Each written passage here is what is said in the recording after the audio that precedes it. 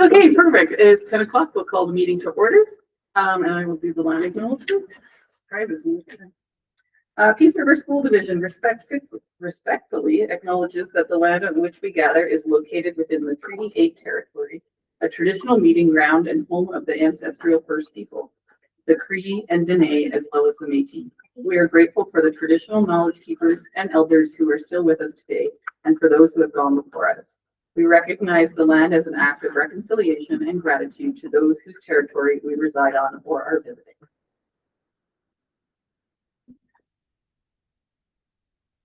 And we'll just go through the consent agenda. Let me know if you would like to pull anything. 2.1 is minutes from the regular board meeting on March 26th. 2.1.2 is minutes from the special meeting of the board on April 9th. 2.2 substantive motions. 2.3 financial monthly report. Standing committee reports, there are none. Trustees school community reports. 2.5.1 is Mount Simon School Council from February 3rd. 2.5.2 is Max School Council from February 11th. 2.5.3 is March 6th, Hines Creek Composite School Council. And 2.6 Superintendent Report. 2.7 .1 is March 30th letter to the ministers on the Dixonville property. And 2.7.2 is April 13th letter to the ministers on Red Earth. Okay, so and I get a motion to approve that agenda with nothing pulled. David makes that motion. All in favor? We are 7.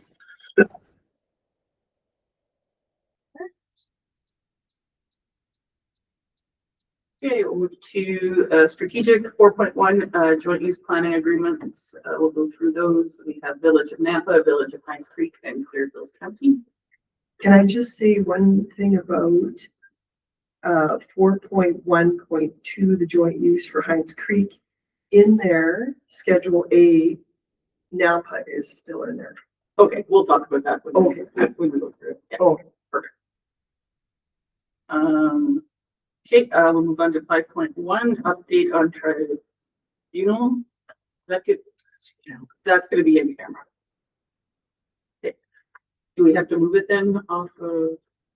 Okay, so we will strike that from this agenda. Okay. 5.2, planning visit to Red Earth Creek. 5.3, Peace River Community Engagement. 5.4, Clear Hills County meeting on April 28th. 5.5, foundational statement update. 5.6, Mount Simon's engagement community follow-up. 5.7, Dixonville Charter School follow-up. 5.8, Administrators Association engagement update. 5.9.1 items for joint board meeting with Holy Family. 5. Do we have to bring this up? Sorry. Do we have No, to these ones are okay. these are this is the regular agenda. So these are all the things we're at. We will talk about. Yeah. 5.10 departmental presentations, there are none, and 5.11 there's no quarterly grant. 6.1, we have a few items in camera, including 5.1. We will do that after lunch. I'm hoping maybe we'll do a shorter lunch today, just because I would like to get into part of that as the meeting. That's how we'll see how we're going. 6.2, we currently don't have any policy development to bring back. 6.3 standing committee items, 6.3.1 ASBA, 6.3.2 PSBAA, and 6.3 Rural Caucus. And then we'll go over the calendar and trustee tours. Okay, can I get a motion to approve As amended. As amended, striking 5 points. Edith makes that motion. All in favor? All in favor? Janet? No, sorry. We are 7. Didn't want to call you out. We're not gonna let you off. Okay, that's good. Unless you really don't like the agenda. Okay, we will roll right into 4.1. Joint use planning agreements. Thank you, Madam Chair. I'll just be very brief to say, as you know, that there's a requirement for us to have joint use planning agreements with the municipalities in our jurisdiction. That's, as I understand, been a requirement for a while, but the date gets extended. So now it's extended to June month, I believe. Rhonda is our point person on that course, who's been doing work with the various municipalities. We've had some interesting exchanges with at least one community, but it's good to see that we're getting some progress here as well. We already have joint use agreements in place with some jurisdictions. So I'll just ask Rhonda to take it from here and speak to pieces of either of these. If there's something significant or important that we need to flag, including if there's a type of documentation and that kind of thing, and I'll turn it to you. Thank you. The two larger joint use and planning agreements for the villages of Napa and Hines Creek. I worked with the CAO from the village of Napa to put that document together. This comes from a draft from the municipalities department and the village of Hines Creek. I just took some liberties to fill out the form. Like you say, there's still Napa still mentioned in one of the appendixes. I tried to get these documents together so they could take them to their council. We could take a look at them to make sure that you as a board are comfortable with these agreements so that I can then work with them to get these completed. We're just running out of time. And there's a couple more that will probably still have to come to the board table. So the intent of the first two documents is this is a basic agreement. It just outlines how school reserves will be dealt with, how we can use each other's assets if they want to book space in school. It's a very generic document. There's not a lot of specific items in these documents, but it meets all of the requirements of the Municipalities Act for a joint use and planning agreement. The document from Clear Hills County was created by Clear Hills County, and this is the way that they would like to move forward and feel comfortable that this meets all of the requirements. That's why there's two very different versions. The two villages are very comfortable with the complete document that I have sent to them, and we're working together on them. So I wanted to bring them to the board just so that you've had first sight on it. We can complete the document from Clear Hills County. My intent is, if the board is happy with this, I will work with the two villages to get their council to approve it and sign it. And then if you approve the documents today, when they do come back, we can make sure that they're clean copies and that it's okay for the board chair to sign off on them. So that's the intent with these three documents today. Okay, do we want to kind of go through each one individually, or is everyone comfortable just? Because really this is something, it's on the municipality side, right? Yeah, it comes from the Municipalities Act. It's part of their act more Yeah. so than. Yeah, it is mentioned in the Education Act that we do need these documents, but it's definitely comes from the municipal side. I guess, does anyone have any questions, comments? Oh, yeah, so just Critiques? on Hines Creek, Schedule A, I think I said, page 5. Yeah. It just mentions now. And like I say, there'll be a clean document with me working with them just to make sure that everything's corrected before the council is signed. And generally, whoever we work with, they sign first, and then we bring it to the board table to sign. So you want to, Madam Chair, you want a motion to say that we accept these then? Is that what we're? That would be perfect, because then I can get them completed. There's I don't believe any material changes unless there's something in these agreements that the board would like to change. They're very standard. If you wanted to make a motion for each of these documents that the board will sign after they've been executed or approved by the council in each case, that would be wonderful. Then we can move forward and meet that deadline without taking up a bunch more time. I'll make that motion. What she said. So are they're renewed every 5 years? They're reviewed. So once it's in place, we'll review them. There's two parts, a governance committee and an operating committee. Operating committee, of course, we'll talk more often. And then if there needs to be changes to the document, it'll go up to the governance level and then they'll bring it back to the board table. So it's 5 years for all of them? Yeah. And if there's no changes, you won't see it at the board table in 5 years because the operating committees would have been dealing with anything that may have come up. And in these three communities, I don't foresee the need for additional land for schools in the next 5 years. So the motion is, should we do 3 individual? I think we need to do 3 individual ones. So Wanda, you were motioning for 4.1.1 Village of Nampa. Okay. Joint use. Okay. Yeah. Not big reason. Hey,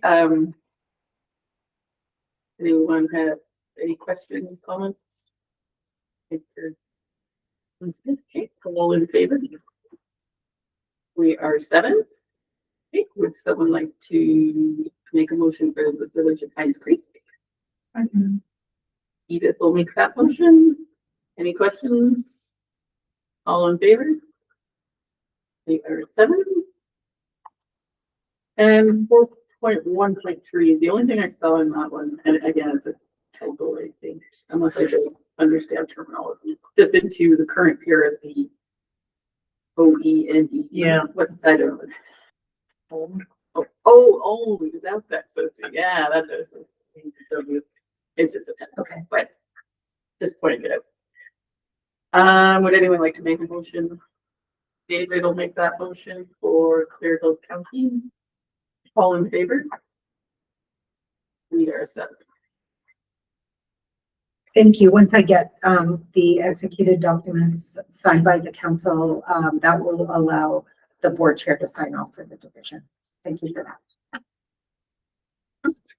And that, can this be every agenda item today? Okay, so we removed 5.1, so we'll move to planning visit to Red Earth Creek School. Yes, thank you, Madam Chair. As you recall, at a previous meeting, we talked about trustee tours, and we've done one segment of the trustee tours, particularly for new trustees to get orientated to the facilities throughout the organization.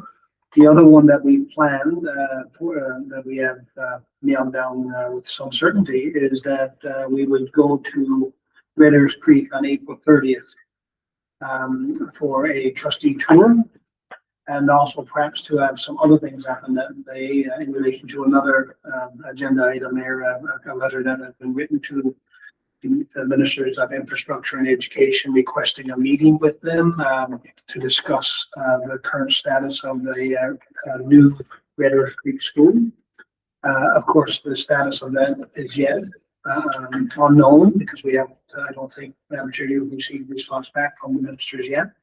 The fact that it's a letter requesting the ministers of 2 departments to attend the meeting will probably slow things down a little bit because they'll have to look at coordination of schedules. And regardless of whether or not they are able to make that meeting, and regardless of whether or not they could make the meeting and be in Red Earth Creek, the plan still is for the board to be in Red Earth Creek that morning for a tour of the school.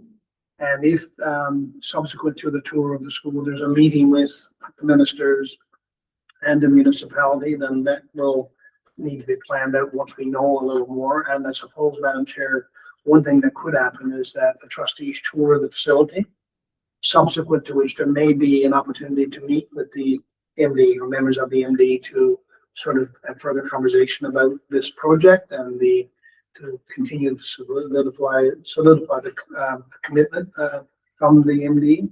So I think regardless, that they can achieve the trustee tour, perhaps enhancing the communications with members of the municipality.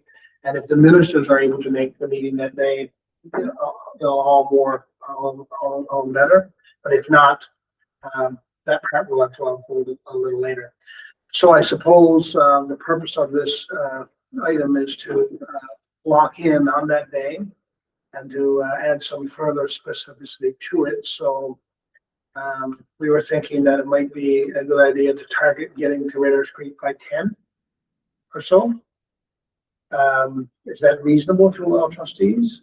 I think, Madam Chair, the person who would be most challenged there is Trustee Giesbrick because of the distance for her. From here, safe to say it's a 2-hour run to Raiders Creek. You know, you can do it a little faster, perhaps. It might take a little longer. It could be behind a series of big trucks. So it could be 10, but if the trustees felt that 10:30 would be a better time, we can adjust that now, I guess. And the plan would be probably for people to gather here. We'll have some vehicles booked, and then we can go in vehicles.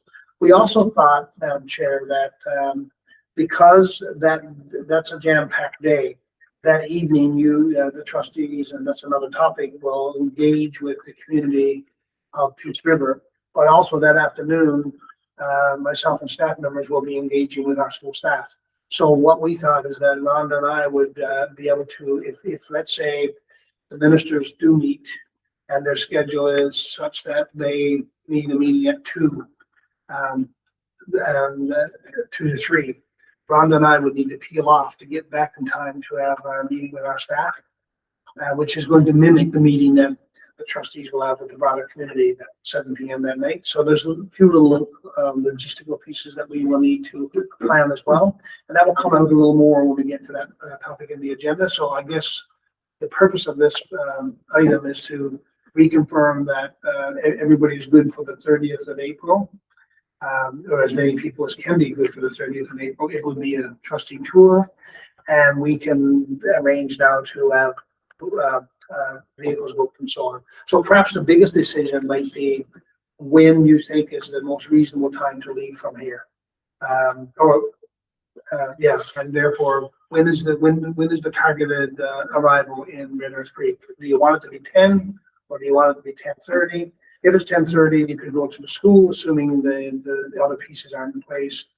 You'd be done in the school in an hour for sure, I think, especially based on experiences we've had with the other tours. So let's say it's an hour. So 10:30 to 11:30.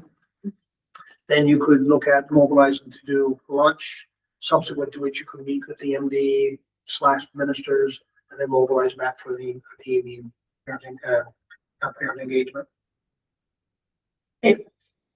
Yeah, April's a heavy month for me. Was there no other date they had available? We just wanted to get it done just with the current situation of this. Is it, I'm on the road that day, 6-hour drive, so. Yeah, Madam Chair, I think you're right. The conversation that unfolded with after one study announcement came that the school was being delayed. I think what happened, people looked at calendars and said, okay, we need to show the community, the board needs to show the community that, they're really concerned about this and there's still a full commitment to building the school. And that turned out to be the date for that April that was achievable for all the reasons that Trustee Vic just mentioned. It is an extremely busy month, for sure. And it's the only day that we could have that meeting. Plus, people were mobilizing for the 7 p.m. Parent engagement that day. So that was another rationale. Save some back and forth. My suggestion for next year would be that we plan a lot further ahead.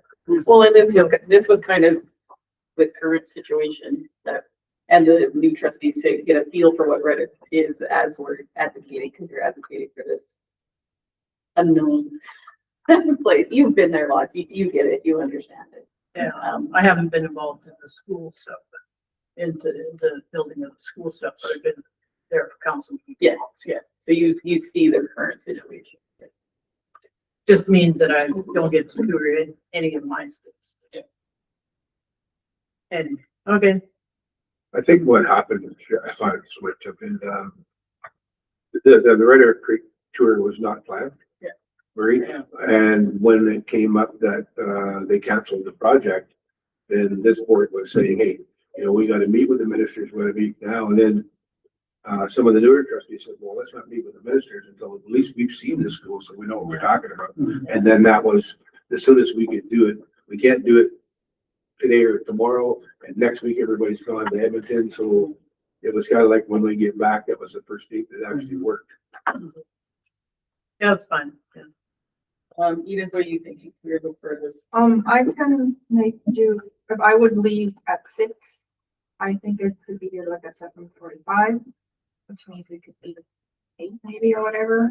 So- I think depending on what we hear in the next week or two, we could Yes. probably push it to 8:30. Yes, If the ministers aren't gonna be there, yes. I think that would be, I think, Safe and I to think say. the school is a small enough operation that if we call up the principal and said, hey, we're gonna be there at 10:30 instead of 10, it would work. yeah, So for example, if the minister said they can meet and and the time that they need to meet is 10 o'clock in the morning and that one of them is going to be there, then there's that. If not, yeah. if the objective for the day is to orientate all new trustees to the building so that you can have more a later date with the ministers, it could easily be a 10:30, 10:45 arrival, because within, so if you, whether it's 10:30 or 10:45, you're going to be done the visit at the school by lunchtime. You go to lunch at 12, 11:45 or 12. And then by 1, if you're going to meet with the MD, you have your meeting at 1 o'clock with the MD. That's probably an hour long. And by 2, you're comfortably getting back to Peace River in time for a meal and do your parent engagement that night. So then trustee Giesman wouldn't have to leave at 6, could leave at 6:30 or 4 to 7 in the morning. Luxury. And I can make it work, whatever time works. So Madam Chair, what we would do is reach out to the principal and just indicate that the trustees are going to be coming for a tour with some division of the staff. They may be at school by 10, but it could be as late as 10:45, but to finish the tour by lunchtime, unless of course the ministers weigh in and say, hey, we can only meet that morning 11 to 12, and then things shift. And then, like I said, it's a small enough setup. And given that we're only dealing with one school and not 2 and 3 or 4 others, I think there's a way to move that forward. And that works for you too? One to 10. Well, I work days up there. It gets picky up on the way back. Yeah, Oh, no. exactly. Would they notice you're not Just there? take a long lunch break. Take a long lunch break. I mean, the chances of the ministers actually being able to meet on the 29th. And then as far as meeting with the MD, is that something we are formally inviting them to?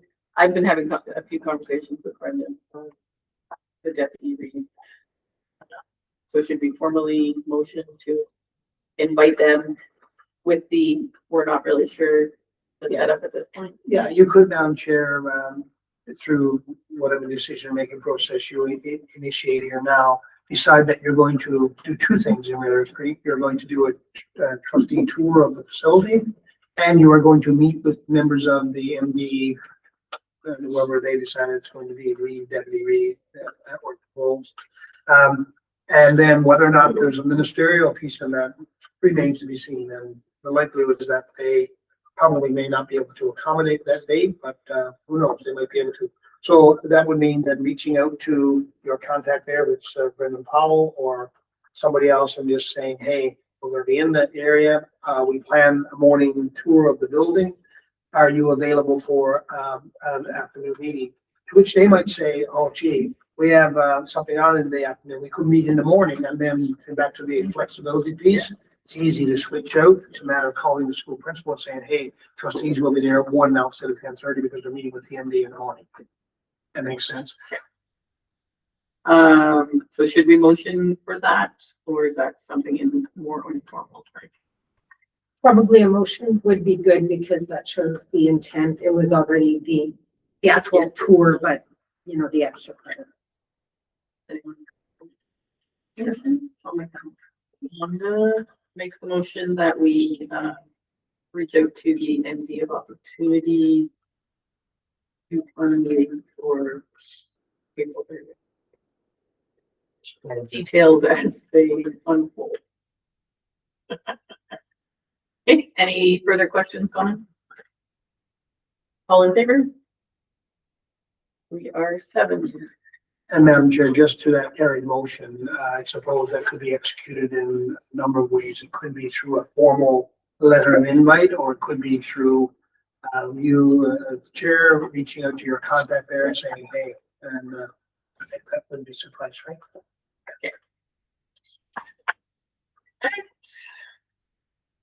Moving on. Peace River Community Engagement 5.3. So we've already alluded to that, Madam Chair. So that is now scheduled for April 30th. And you'll recall at the last meeting, we had some significant conversation around the engagement process and the timelines. You know, not only is April month 3 the intent, so was May and June, as we now navigate in that familiar world where we have all those things to do to successfully conclude the current year and all of the things that we need to do to get ready for a successful beginning to the new year. So there's always the period of time when you're sort of strapping 2 vicious cyclones to try to, without being sucked down into the vortex of either. So bottom line is we have the community engagement set up for the 30th. We initially had it set up in a way, and I'm going to ask Kristen to speak to this momentarily.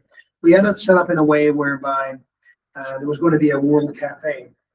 And the World Cafe, so at 7 p.m. there will be the World Cafe, and say if 6 trustees were able to make it and 3 staff members, there would be 9 people who could be at tables to initiate a process to elicit feedback from the people that show up. As we got into a conversation internally here earlier this week as part of we had a management team meeting on Monday where all of the, my team was here for the full day dealing with central operations and then instructional leadership in the afternoon.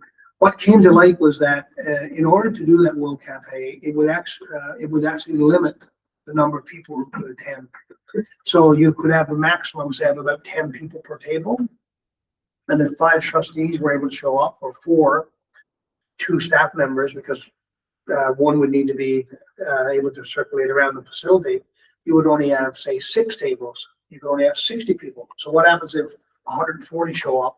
Well, you could set up a reservation for people to let us know that they are coming, but it wouldn't stop a whole pile of people from finding out, oh, there's a meeting, I didn't know about that, and they show up, now what do you do? And we felt that that would be potentially make the board vulnerable if we were into a situation where more people showed up than we could accommodate. We had to turn people away. So we shifted gears on the consultation process so that now we're not vulnerable to the situation of only having a capacity to meaningfully engage with a certain number. We're set up now in a manner whereby we will be simply limited by the fire code of the gymnasium capacity at TA Norris. So we've identified the school. TA Norris is going to be the school for that night for the parent engagement. It likely will be the school that I will use for the staff meeting as well that day, so that we're just saying the meeting in the afternoon for staff is going to be at that school. We'll do that meeting from about 4 to 5, subsequent to then transitioning, and the board does its community engagement meeting at 7. And so I think that's a less vulnerable place, even though with the other plan and with the current plan, there's a survey that all parents can complete. Even the parents who show up during the meeting, they could still do the survey afterwards. Kristen has done a lot of great work around that. And at this point, Madam Chair, I'll ask her to weigh in to add other details that she feels she needs to add to that, including perhaps, Kristen, just a brief conversation on the communications plan that's been wrapped up, including, there's a letter I just read this morning that was a draft letter for the chair to send out, and some posts that could go out through our social media platforms and so on. Kristen, do you want? Yeah, so prepared a letter to families that I will, after I share it with Lacey and get her A-okay, that she's okay with what's in there. So I will share it with our schools, principals, where they can then share it with their families, personally inviting them to the engagement on the 30th. I've also created social media images and information to share that way. And the social media image is designed as a poster, so it can be printed and hung up in key community locations in Peace River, so that hopefully, even if you don't get the message through your school principal or their website and social media, maybe you've seen it on your walk downtown or something. You've seen the poster inviting people, inviting you to come. The new method, as Jeff mentioned, requires significantly less work from a staffing perspective.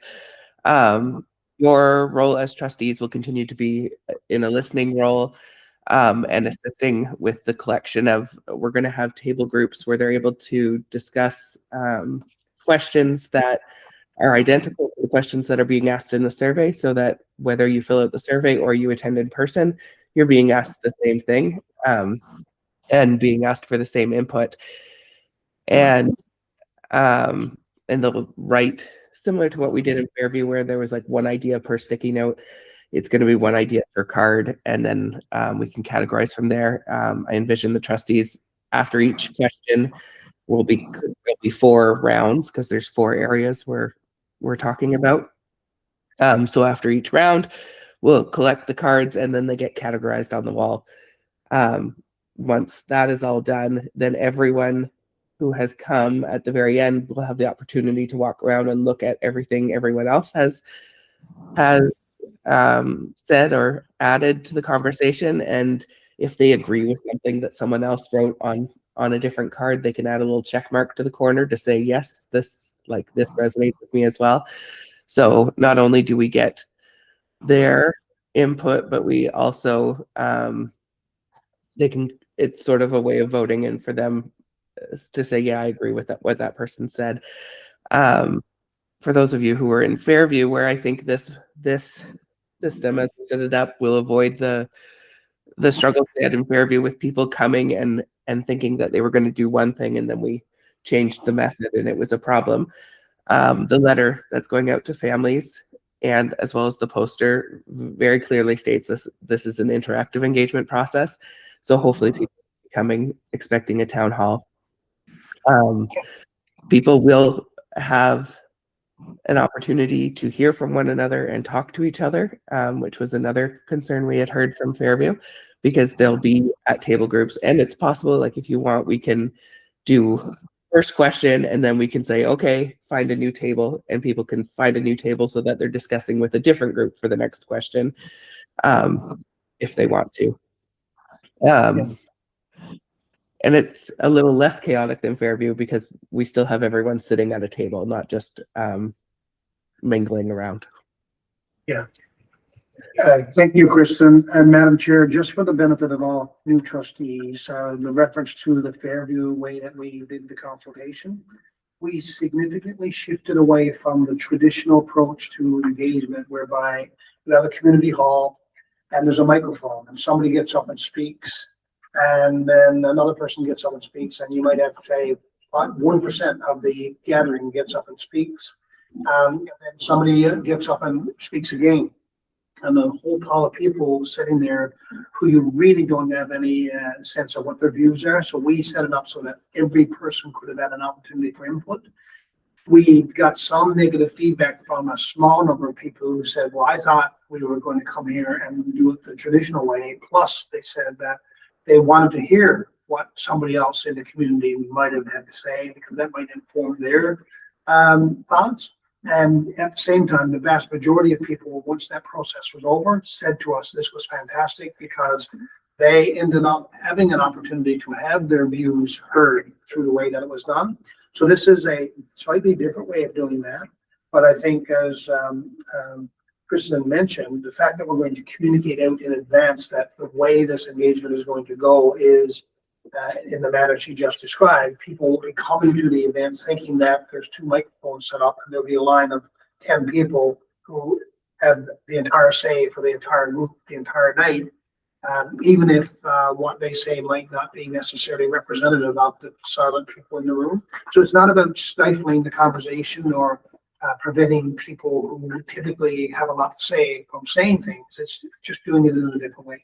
So those people will still have, who want to share things in a passionate kind of way, will still have that opportunity at tables and so on. So I think this is going to be a much more meaningful, rich engagement whereby at the end, the product that the board receives is going to be far better, more detailed and more wide ranging to capture the views of everybody in the audience. So Kristen, I don't know if there's anything else you want to say by wrap up, and if not, I'll conclude this piece and turn it back to the chair. Nope, that's it for me too. Yeah, thank you, Kristen, for your work on this, and we still have work to do, but it's in a really good place, I believe. I think the 4 questions that we're asking are the right questions. As I said earlier, I think the draft letter for the chair's consideration is well done, and that, you know, after this meeting today, Madam Chair, you'll get a chance to look at that perhaps, and then we can get ready to green light that tomorrow and start the process. Questions, comments? What are the 4 questions that we're asking? So The- one is grade reconfiguration, language programming, facilities and location, and quality education priorities. So those are the 4 areas. So grade configuration is how grade levels are distributed across schools. So what is your preference? Would you prefer to have a K to 3, 4 to 6, 7 to 9, 10 to 12, K to 6, 7 to 12, K to 9, 10 to 12, that kind of thing? Language programming is the future of French immersion programming in Peace River schools. Because it's, you know, there's been ongoing challenges with enrollment. But just to say this, I am having conversations with the superintendent of the Holy Family School Division, Catholic School Division, to see if we can continue to partner to strengthen the program. We have an issue with very small numbers that students move through school, and that's not unusual. But when you have dual language program offerings, the impact on human resources is significant. For that situation in a K to 6 school, depending on the numbers shake down, 7 grade levels, you could end up having to need 7 extra teachers than you would need if it was all French immersion or if it was all English stream. And so there's lots of layers to this, and we fully expect we're going to get some really strong feedback to keep the program. But it's a question that we need to ask anyway. And facilities and location is just where the where the program should be and the school locations, like where the people have thoughts on where schools should be located. And the last question is more of a philosophical one in some ways, or not a practical one. Like, what does excellence mean to you? To give parents an opportunity to share what they envision. What is it they want us to deliver, regardless of grade configuration, whether it is dual language programming or locations of the buildings. At the end of the day, what do you want us to deliver? What's their expectation? So those are the 4 areas. I love the idea because I'm not a fan of town hall type meetings where you hear from the 4 people that want to talk the loudest, want to hear their voices. Not that it's not great to hear them, but you're good. Those are the people you're going to get those opinions, whether you have a town hall and opening, making sure every person, whether they like speaking in public or not, we get to hear from them. It's vital. Will we also be sending to the Nampa communities just because they end up in Peace River schools as well? Like it'll Yes, be yes, Madam Chair. This and is this weird to, like, would you ever take them to like daycares, play schools, or anything to reach the younger? Oh, the surveys and so Yeah. on? Yeah, so there's going to be a broad-based social media blitz, websites, Hard copies of the surveys are going to be in each of the schools in Peace River plus plus Napa. So hard copies of the survey for those who can't make it. And Kristen, I'm not sure if you heard the question, but the extent to which we're going to reach out to even the daycares as well, so that parents of children who aren't yet school age, which actually is the most important group of parents, those who have children or those who are planning to have them, because by the time anything gets done in Peace River, those will be the children we will be serving, not the children in grade 9, 10, 11, or 12. However, it's useful to get their insights as well. So for sure. Yeah, so Kristen, we'll show them. Yeah, I mentioned the image I've made so far is actually designed as a poster. So I can definitely reach directly out to daycares and preschools and play schools and all those groups that have the younger people and ask them to share that with their families as well. I'm just holding up, Kristen, the mock-up that you have for the social media blast that sort of shares information about what this is all about. So yeah, so that's a good point, and we will make sure that that thing gets done. Okay. Any further questions? Come. Excuse me. So the questions are going to go out ahead of time to the parents, right? That what you said? Yeah. Yeah, in the letter, I think that goes out from the chair. The questions are embedded if the board chair is accepting of the letter or a tweet version of it. 4 questions are there. Here's what we're going to be engaging with the community on.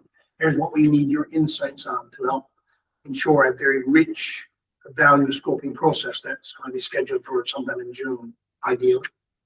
So then I'm sorry. It's not the questions, it's the topics that they'll have ahead of time. Yeah, that's right. The exact phrasing of the questions they won't have, but they'll know what we're discussing. That's right. So can you just, because I'm a little bit lost here, and no doubt somebody will tell me where to go because they usually do. We show up at the school 7-ish at TA North in the gym, and it's set up. What's the logistics like then? Like, what are the trustees doing at that time? Go ahead, Kristen. So I have you, if you sit in on a table, I would just caution that outside of trying to keep the conversation going, like if there's a lull, not to add your opinion to the conversation, but to try to keep the conversation going, that's totally okay. We'll have people at the tables, people will be asked to consider the question, to write their ideas down on cards quietly for like 3 minutes. And then together at the table, they'll discuss what's on their cards and kind of group them in similar ideas.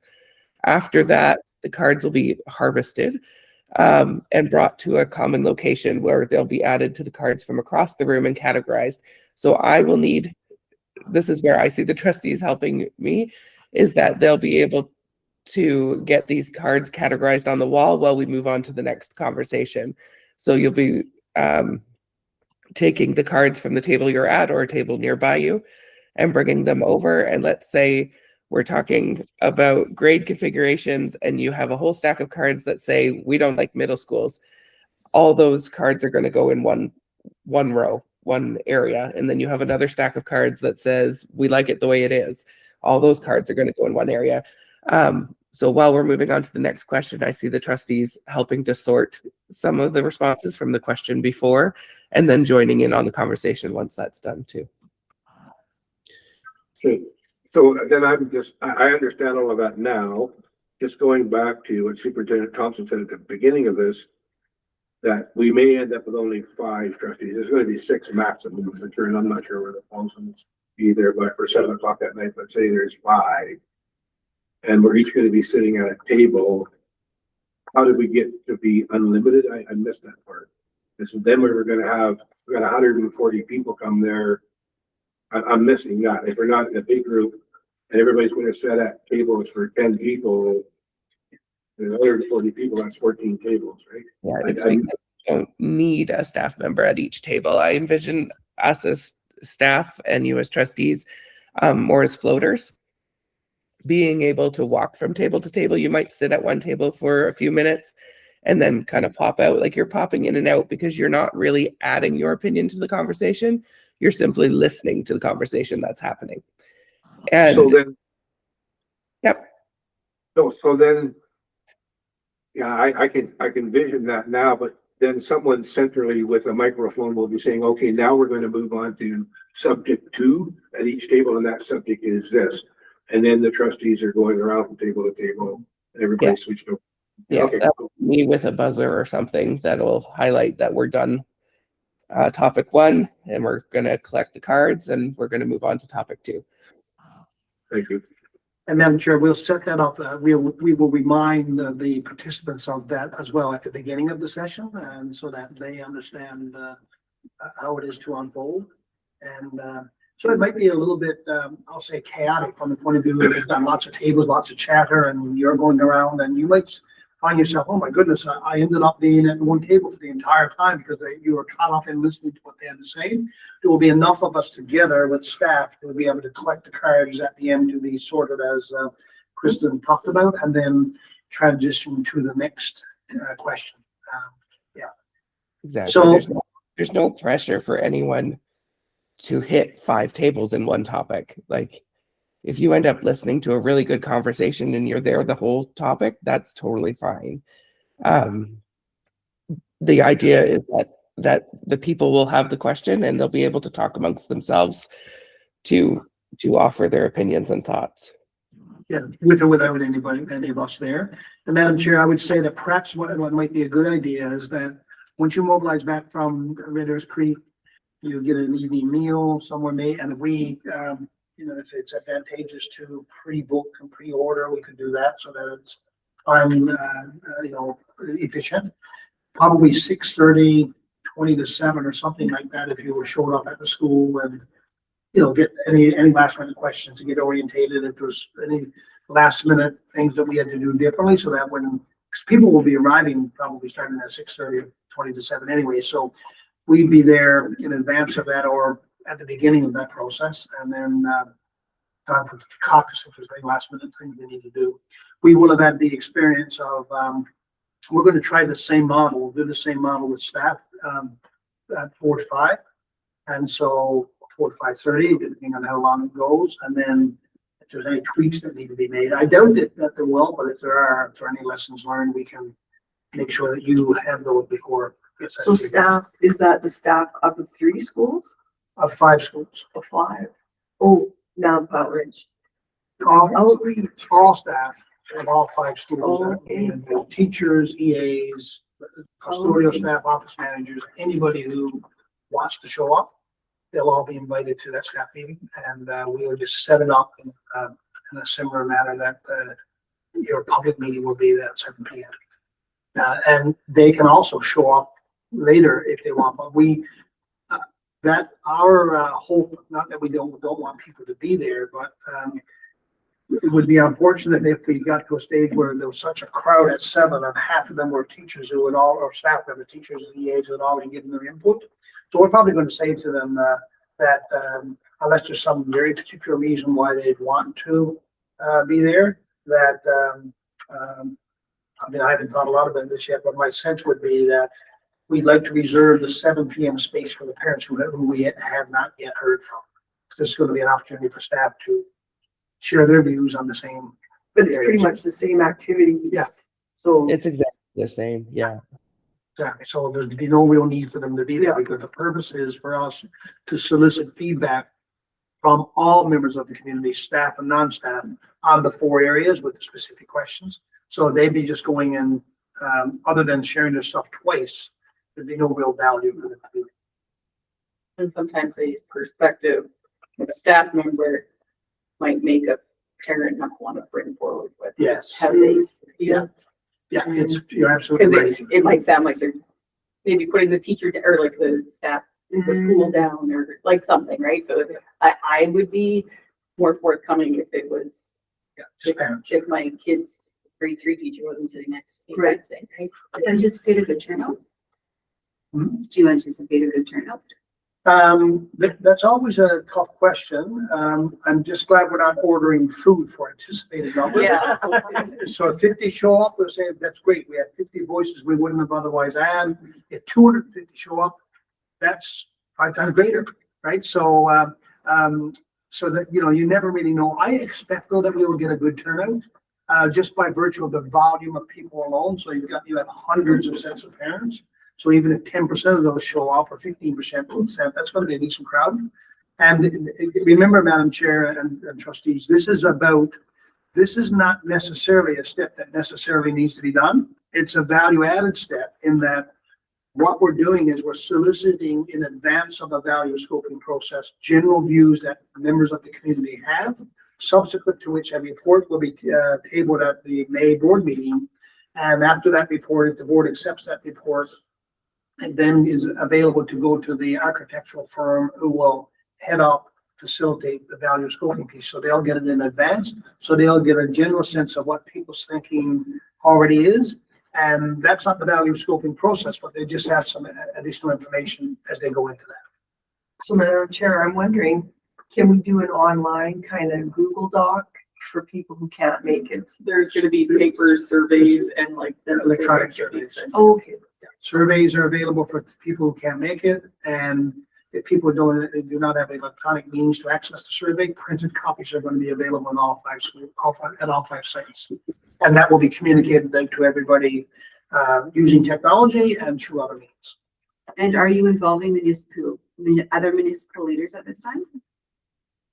No, that's for value scoping. Yeah, not per se. Municipal leaders can certainly show up as parents or stakeholders in the community, but we're not doing specific invites to the town of Peace River or the village of Napa at this juncture. That would be a place, as the trustee Shabelsky said, during the value scoping process, you give consideration to that and invite a representative group from across many sections within the community, including municipalities. Just, if I might. Why are the trustees not meeting with the part of the engagement with the staff? It's just, we're excluded from that, right? For a reason I would doubt. No, what I would say, Madam Chair, about that, if trustees want to show up for that, they certainly could. Generally, they haven't shown up for that part. When we did Fairview, I believe, we met with staff separately. It's just the way that we've done it. It's, but if somebody feels that they're going to miss out on something, or they feel that that's value added piece, I'm not going to say no, that's an exclusive staff meeting. It is a staff meeting to ask for views, but it's about a broader issue. So if trustees want to show up, In Fairview, we did. All of the trustees that were at the public meeting were very much staff in the afternoon before. Yeah, that's right. And it's not like a school closing process whereby you have a meeting with your staff separate from the public meeting. This is an engagement process. So if trustees want to mobilize back and go for that, The only thing that might affect trustees being at the staff meeting would be timing of the meetings in Redder Creek. no, for sure. Yeah. So that might be the only question. Yeah, I just, if we do kind of what we said, we go to school in the morning, the ministers can't make it. We meet with the county up there in the afternoon, from 1 till 2. We drive back to Peace River. We're in Peace River at 3:30. Then we're waiting till 7. So Yeah, looking at that time, it's a pretty long day. it is okay. That's great. Thanks. Yeah. No, for sure. Hey, you didn't need anything from us on No, that, just conversation. No, Madam Chair, just wanted to update you that basically plans are well underway. We feel we have a good pathway forward. We will make tweaks as we feel we need to, but I'm confident in saying with the work that has been done, it's going to be a good session, a good opportunity for parents to share their views about what they believe are the priorities for the education service delivery in Peace River. Correct. Thank you. We'll move on to 5.4, Clear Hills County. Madam Chair, yes, thank you. So 5.4 simply is a reminder to our trustees that there a delegation of trustees, one or two trustees, maybe one, maybe the board chair, I know for sure, and a delegation, I should say, including the board chair and Secretary Treasurer Freeman and myself. We will be meeting with the Clear Hills County Council on at 10 a.m. on April 28th.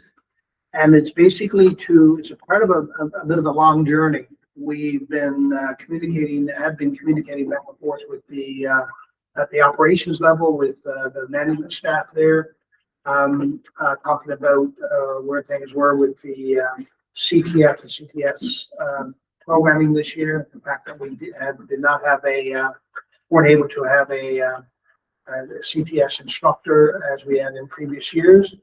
And we attempted to arrange a meeting with the CAO and his staff, but they got back to us and said they would prefer that there be a meeting with their counselors. To which we said, you know, if there's going to be a meeting with counselors, then that's not a meeting that I and any of my staff members would do, not because we don't want to meet. We certainly appreciate and enjoy a meeting and the value of it. But from a protocol perspective, if it's going to be a meeting with elected officials, then it has to be a meeting between the council and the board, representatives from the board. So that's where it landed. And so there were 2 or 3 dates proposed. And eventually we got to the date of April 28th, which is rapidly coming now. When it was set, it seemed like a long time ago, and it was, but time is home. So, Madam Chair, what we would have presented to the CAO and his staff would have been, we would have shared this slide deck presentation, which basically shows the work that was done last year with the money, the $70,000 grant that we're so appreciative of the council for having given us.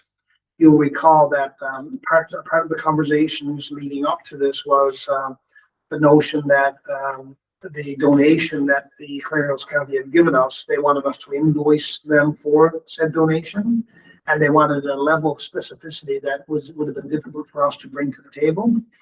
And in a meeting with the members of the Clear Hills County, that conversation unfolded, and they ended up resulting in a pathway forward that was satisfactory to the county and something we could do. So we subsequently sent that information off. The county paid the $70,000 for last year, and we reached out to say we won't need to, we won't be availing of the $70,000 this year because we weren't able to find a staff member, and so we used that money in the past to cover off, well, to cover some of the salary of the staff member. But the cost in each of the last number of years has been, you know, close to $200,000. So we spend way more money on CDS programming than the generous $70,000 grant. What that allowed us to do, though, was to provide an enhanced level of CTF, CTS, and programming. So without that money, we're down to basic programming like you'd see in any other school. With the money, it gives an enhanced level of participation. Kids are involved in more activities. They're building more projects and so on. But unfortunately, we couldn't recruit anybody for this year. And so, Madam Chair, we do have a slide deck ready that shares all of the information, the number of credit hours that were earned last year, how the money was spent, how many students from each school was enrolled, you know, and so on. And then a whole pile of pictures, a collage of students in action, just a static artifact of all of the great work that was being done. So we were going to share that, like I said, with the at the operations level. We didn't share it. I did write a letter initially to CAO, Mr. Rowe, and with a view to setting up that meeting, at which point in time we would have shared the slide deck. And now I would imagine, Madam Chair, that this might be how this might be pivotal to the presentation on the 28th, whereby that same information is shared with everybody now, including the CAO and any of the staff, subsequent to which the county may have questions. I would well imagine that they would. And, you know, I know that the county is very interested in trying to partner with the Peace River School Division to find ways and means of providing, supporting some sort of programming, whether that's staff related or not. And I'm speaking partly to the meeting that we had in Middle Simons where a counselor said, hey, you know what, can we buy teaching staff, or can we, because surely the county might be interested in providing extra funding. The reason we said we reached out to say we couldn't we weren't in a position to accept the $70,000 this year is because we weren't able to find a staff member. Now, if the county decides after the meeting that they're going to give the 70,000 anyway because they want to, then that's a different matter. But the basis on which the funding was granted was to provide that enhanced level of service. And we weren't able to provide that level of enhancement this year. I would still say, though, that because of past patterns of enhanced programming, you know what happens, schools try to carry on with what was done in the past, even though it's not quite as good as having an extra staff member. So by virtue of having had that program, I would make the argument that one of the long-term lingering impacts of that is that the schools know what's possible and are probably providing a little more services than they did beforehand. So just FYI, Madam Chair, and leading up to that meeting, whoever's going to be accompanying you, I'm assuming you will want Secretary Treasurer Freeman and myself to attend. We could caucus in advance to talk about what we're going to do that day. We've asked the council through the operations staff what's expected of us and what do they want us to do, how much time we have. I need to go back to that, but I know that we're meeting at 10, and there probably wasn't a lot of specificity brought to the table other than to meet and an opportunity to share. Do we know exactly how much time? No, it is like a delegation situation. So Yeah, there's, it's part of their regular. it's part of their meeting, so regular it's not meeting. like we're- so there's not a lot of time. So I No. feel like it's not gonna be, No. it's more presenting some information and maybe a brief conversation Yeah. on next steps. So it might be like a 20-minute or a half-hour part of their regular meeting. I feel like it might be a starting point to a next meeting of Yeah. a bigger group, Yeah. like a more one-on-one Yeah. kind of meeting. Yeah. Is my hope, I guess. That's Yeah. what it is. And Madam Chair, just to make a further point here, there were a number of conversations about to get to this place where we can now have this conversation in a public setting. There were some in-camera sessions, there were some sessions where some of the topics were such that one or more trustees felt the need to remove themselves from this conversation.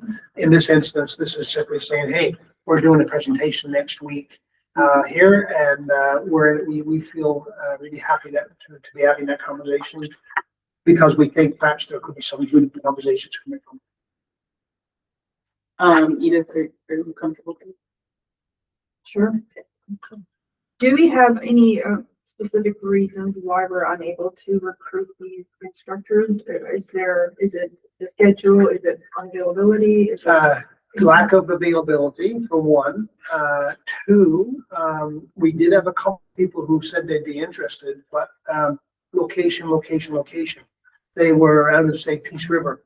And the part of the conversation was that, well, we go, but you have to cover our cost of travel every day. So there's two things around that. One, if you live in Peace River, you're a 2-hour run from Middle Simons. And so then do you get on the road in time to be there for a 9 o'clock start, or are you actually not being able to arrive until 10 in the morning? And then the daily cost was such that it would have been really, really difficult for us to pursue that. And so we ended up not having anybody who would fill the slot. We do have somebody in the wings now who's indicated that they are interested for next year. So that's helpful. But we'll have to wait and see because there's I don't know if that was somebody who was interested because of the the realities that were playing out in Fairview and now playing out differently. But I did talk with our HR director yesterday and about this, and she said the last time she checked in, this individual was still interested. Somebody with a mechanical background, small engine repairs, that kind of thing, versus a carpenter. So it would be a different skilled trades focus than the carpenter focus that we had for a couple of years with another individual in partnership with Northwestern Polytechnic. And if I could say, one of the problems is planning and staffing. So there are sometimes community members that may come in for like a small unit, and that's always great, and principals can always work around that. But when we're talking about staffing for the CTS programming, the principals in these schools really need to know their staffing levels because they have to be able to teach the students all the time. So we're looking for somebody that we can schedule for the entire year with those three schools in Weston. So, yeah, and so this might be, like I said, it will be helpful for everybody to be, to have the full communications, because in the absence of official communications, there's other communications that tends to, unfold, which may or may not be, the message that we want to get out. And I've heard people say, communications have broken down.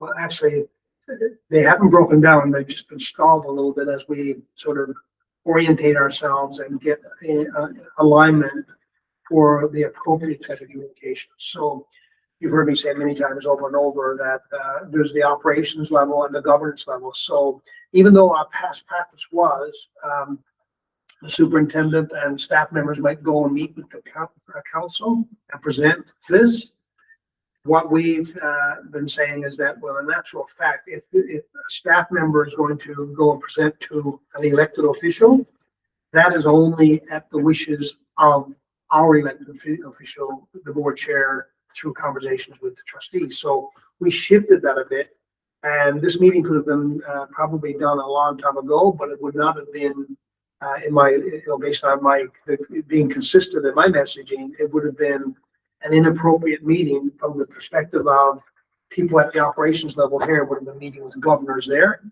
And so this now will correct that, because I think in that process, people could have interpreted that because we weren't interested in meeting in that kind of way, that was a hesitancy to meet.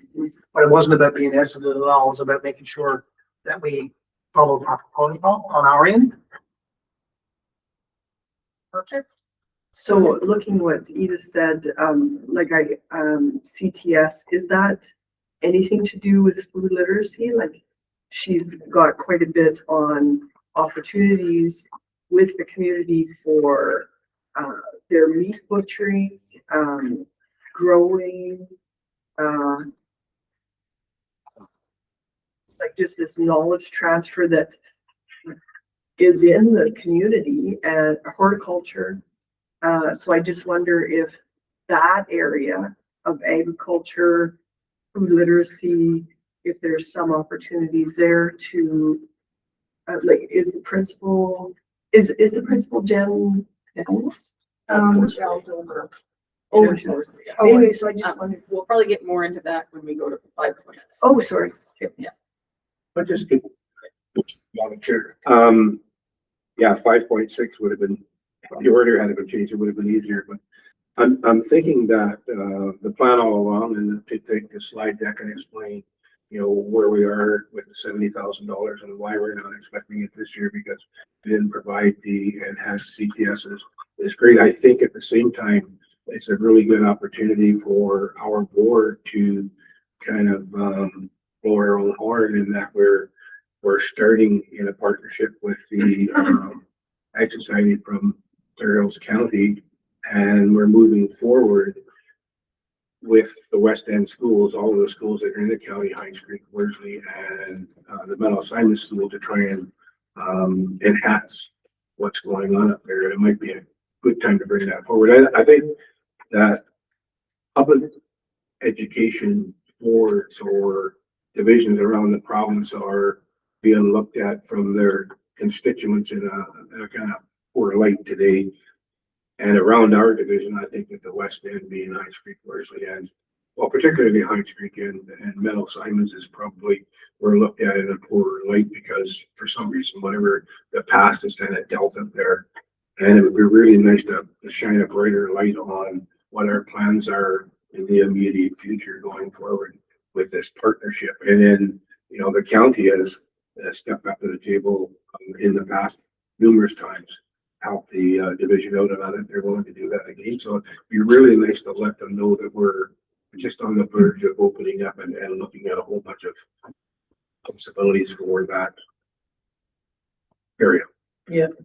As a part of that slide deck or as a part of that presentation that we make sure we get that, you know, really positive future out there. I don't know if I would use the word partnership yet. Like that's the talks are there, right? The communication is there that we're trying to build something. Well, we're in partnership with the Clear or Ag Society from the Clear Hills, right? Yeah. But like I think this new committee that we started and like having the conversations, but I wouldn't say we're like there yet. No, We're working on it. yeah, Yeah. but it's actually when you stand back and look at it, it can be something that's really pretty positive. Yeah, I'm not denying that. And I think we need that right now around the division. We need that particularly on the west end. And I think it'd be really nice if we could kind of hit those highlights and, you know, let everybody know that there's some really great stuff coming. I actually feel it would be beneficial for David to attend. I think if we had 3 elected officials. Yeah, I was Yeah. scheduled to attend, but Oh. I'm not back from Edmonton Oh. until after the yeah. next week. So, if anybody else could, I think that if we had 3, it would be. I would be eligible. Oh, yeah, For sure. sure. I think it would be a good idea to have at least 3 elected officials then. Sure. Hey, anything else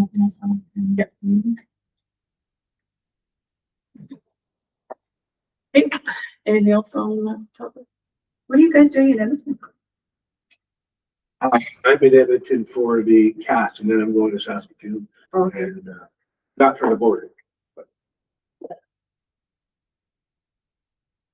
We'll move to item 5.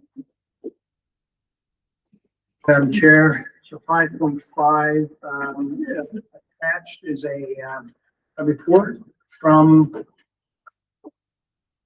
me that was just finalized yesterday. Actually, Chris would say not entirely, a couple of more edits this morning. So And is it, sorry, Jeff, is that on the, is it on our document here? Okay, so I opened mine yesterday. I'll have to close it and open it again? I have it here. So. Yeah, I just saw it today. Okay. yeah, if you opened it yesterday, it's going to do a refresh. So, what you see, trustees, is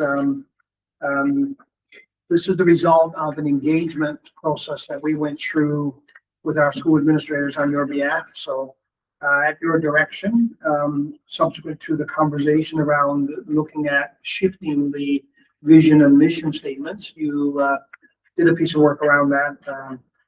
Kristen and I had some conversations about that before, as I have had with other team members, and documentation was put together. We all went through, or you went through that process whereby you decided that, you know what, learning together success for all is the forward thinking utopia where you ultimately love to be, and that's a vision. And then you made a stab at putting together a mission. And you gave me direction then to solicit feedback from school administrators around this matter. And to just get a feed, as I think Trustee Kuczynski and perhaps others said, to get the lens from the people at the school level who are going to be responsible for attempting to achieve the mission towards the vision. So what you have in what's there attached, I apologize for not getting it out in advance, but really this was done Tuesday. The feedback was obtained Tuesday at the principal's meeting, and then Wednesday we were into, yesterday we were here for another meeting, And so actually I was doing some of that at the other meeting, trying to listen a little bit to the asthma conversation and then doing some of this. So, but it's here. It's a good example of an engagement session with the trustee, with the school leaders on your behalf. So if you go to the, so the front of it is a summary of everything at the back. So on the back, and ignore the page numbers because we did it in two separate sections. So the page 1 to 3 at the back is the actual administrative feedback. It's the raw data. So I shared with you what schools said. So rather than just give you the summary or the synthesis of the information, you have it all there. And the very last of it is the appendix, which went out to administrators to contextualize what it is we wanted them to do.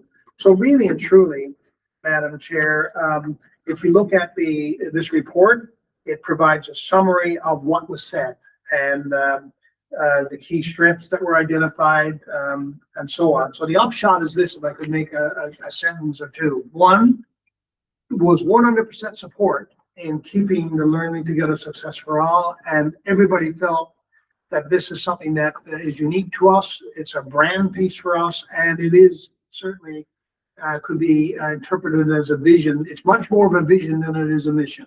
Two, the second piece I would say, high overarching, people felt that the overall changes were better. However, some significant concerns about the mission and things like how are you going to monitor and determine you have success with engaged? How are you going to ensure engagement, ensure belonging, and so on? And so they felt that perhaps a softer language.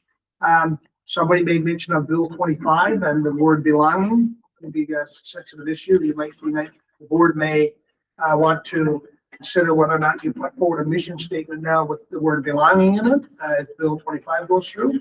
And anyway, if you go through then the various pieces of the report, it talks about number 1, page 204 at the front end, the language and over-promising. Like the language in the mission statement they felt was too trying to commit to something that perhaps is not going to be entirely achievable. And the suggestion was to use words like fosters, strives to, endeavors to, helps to ensure. To say ensures is one thing, but to help ensure is a totally different thing. So that was one. Then there was pieces around inspired, and there's some comments made to say that lots of times kids are involved in learning activities that doesn't inspire them, but it's valuable learning nonetheless, and they learn a whole lot. And how can you always ensure that students will be inspired? You can't. And so there's those pieces. And there were suggestions that they made, instead of inspired, let's say engaged, be prepared, equipped, encouraged, challenged. The use of the word empowered was picked up on. And rather than use empowered, equipped, prepared, the length and clarity of the statement, there was commentary around the fact that it was way too long and cumbersome and not clear. And they felt that less words, more clarity. And in some of the words you use, let's use one. Teachers will work collaboratively with family members. I would just simply say, you can just say working with family. Inherent in all of that is working collaboratively with them. So try to find words that in and of themselves pack in a lot of meaning. More streamlining, the role of family, I've mentioned that. Practical applications, basically a more clear mission, ensuring educators have guidance, so roadmaps, aligning the mission with system level measures and so on. A lot of conversation around how do you measure the success of the mission. And they felt that some of these things here would be too far reaching, that people might be, if you're really going to zero in on the mission and say, here's what we're responsible for delivering on, people would say, well, it's not going to be possible to deliver on that. Anyway, overall, really good feedback. And this didn't take a long time, by the way. I think we gave them about 15, 20 minutes.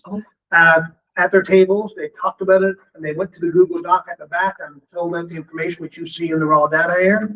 And the overall conclusion is that you've nailed the vision. The mission is good, but needs some work.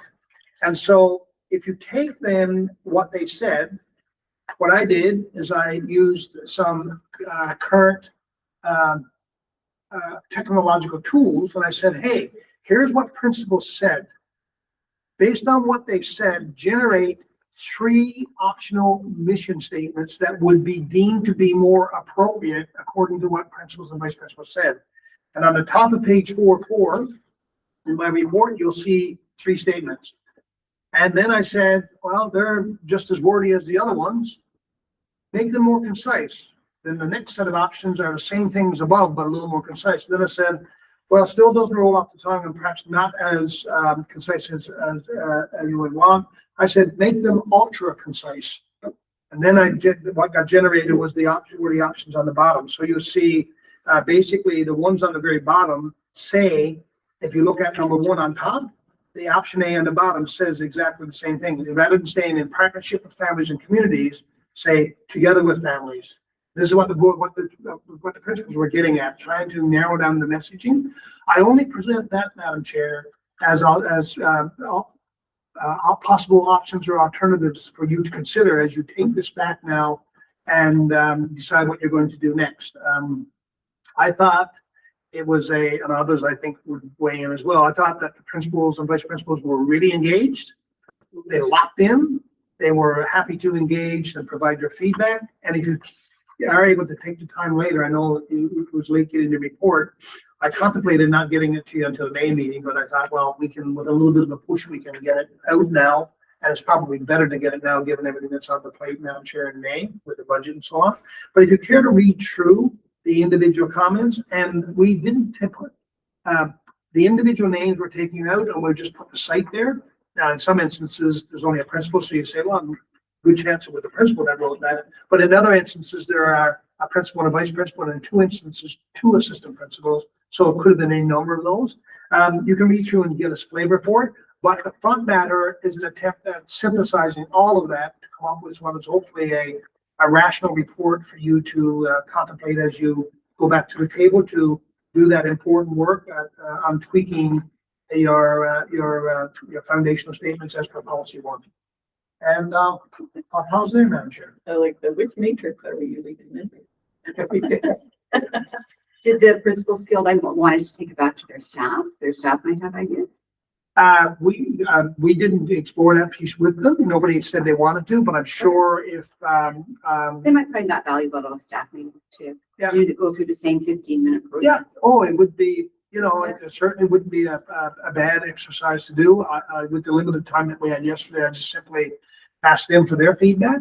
And if at a point in time, if the board wanted to make another attempt at developing the mission statement, because I think you're there with the vision statement. If you take what everybody said, we could certainly on your behalf take your updated mission statement or a couple of alternatives and say, hey, and I could get that into principals and say, hey, here's the latest rendition of an attempt at developing an effective mission statement.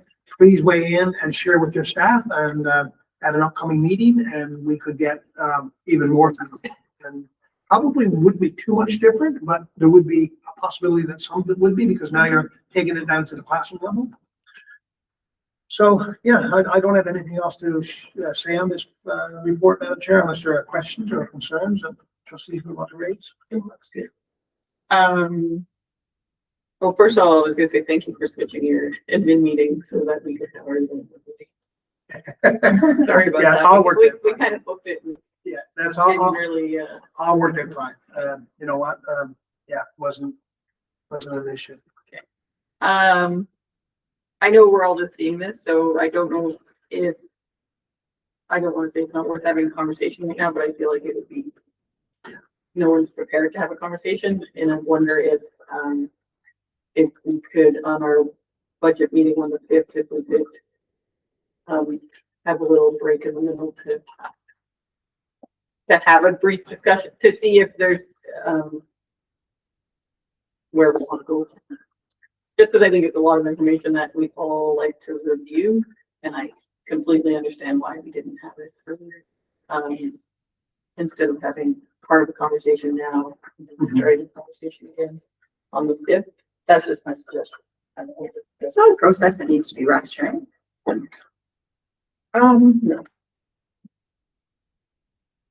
Other than Madam Chair, the only thing I'd say, other than the web page, Yeah. that's going to be updated there soon. But I still think you have a bit of time, Oh, yeah. and, I think what I would say to all trustees, my recommendation would be to do as the board chair said, take a bit of time and to the extent that you need to read through this and be prepared to come back and debate either any of the options that I just suggested for no other reason other than to continue with the momentum of the conversation, or having read through the report in a detailed kind of way, you say, you know what? I don't think these options that were presented there, that I presented in my report, they don't strike it for you, and you come up with something else. And being mindful of the value that you have here now is that principals have shared with you the criteria that they use to determine if a mission statement Yeah, hits or like, not. yeah, they thought like in a million years, I wouldn't have come up with any of these comments. Like, that's not how my brain works. But that's why they do what they do. And I do what I never do. Ultimately, it's the board's decision to. No, totally, It but is. they're the ones that have to live it every day, and they're the educators that we rely on. I think their insight is. There's no one better to have insight into it, I think.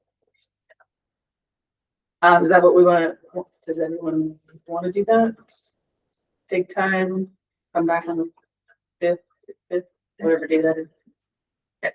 And then we can plan next steps from it. You can, Madam Chair, we'll support you in that work to the extent that we need to. And like I said, don't take the recommendations that are on page 4 as what we're saying. It has to be the mission statement. So I'm already locked in on that one. Oh, you have one like picked out, you're ready to.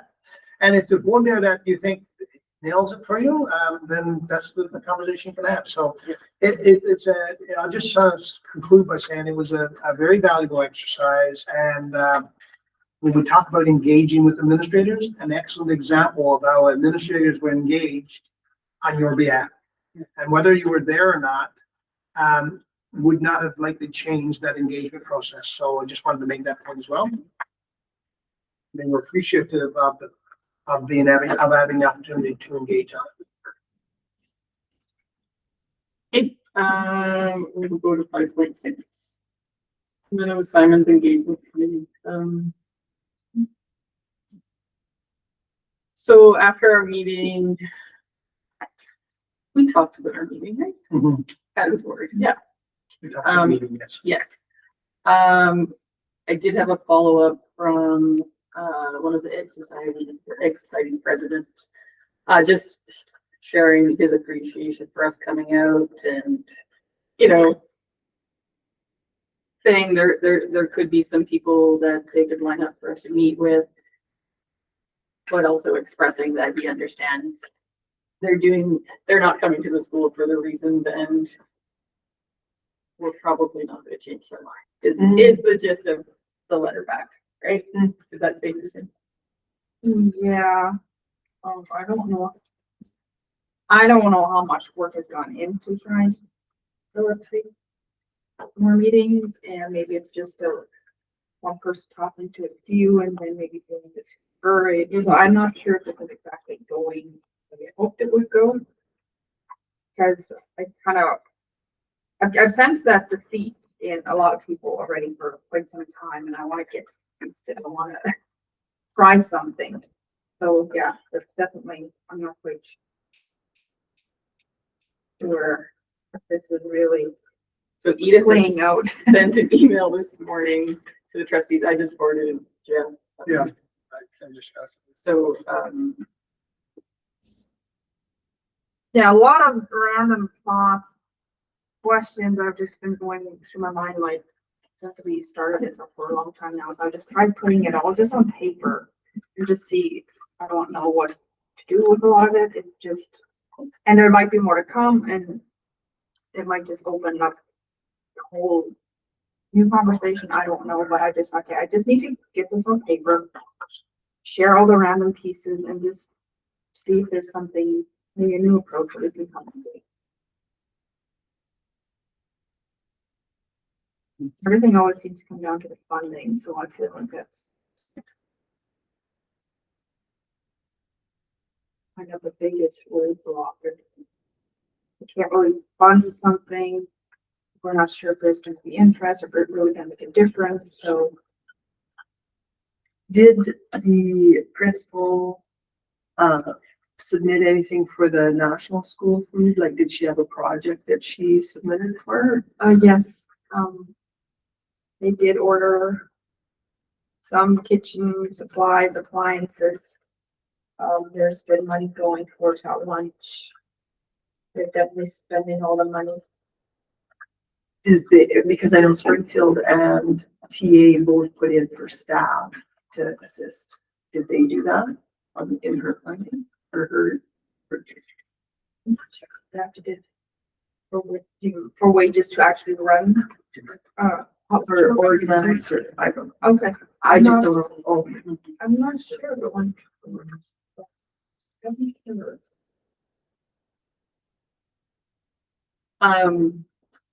I haven't read Dr. thing in No, it's entirety. long, yeah, and it was together at last minute, so.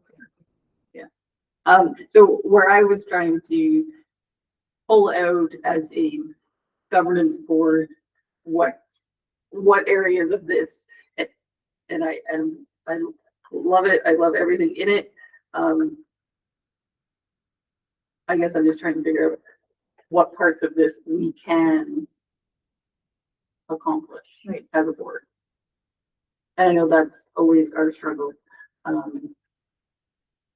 So can I just share a few thoughts, Sure. maybe summarize a few things, a few key things. I think it's great that we're focusing on Trail.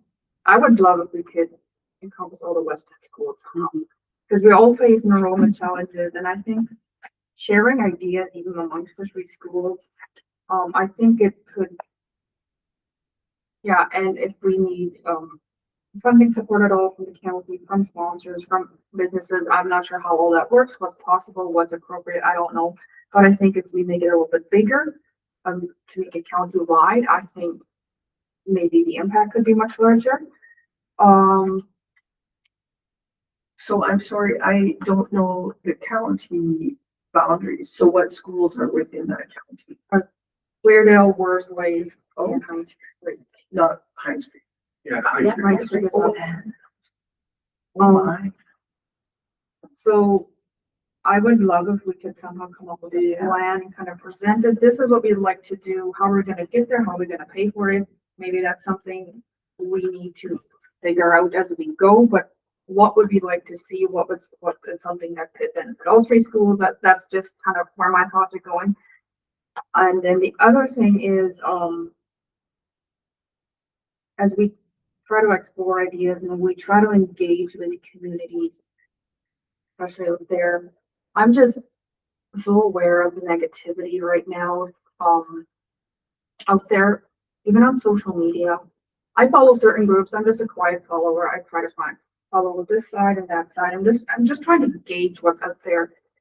And I just feel like we need to contribute to the narrative maybe a little bit more somehow, with just constant messaging about who we really are. This is what we do. Here's what we do. Here's what we do. Here's what we do.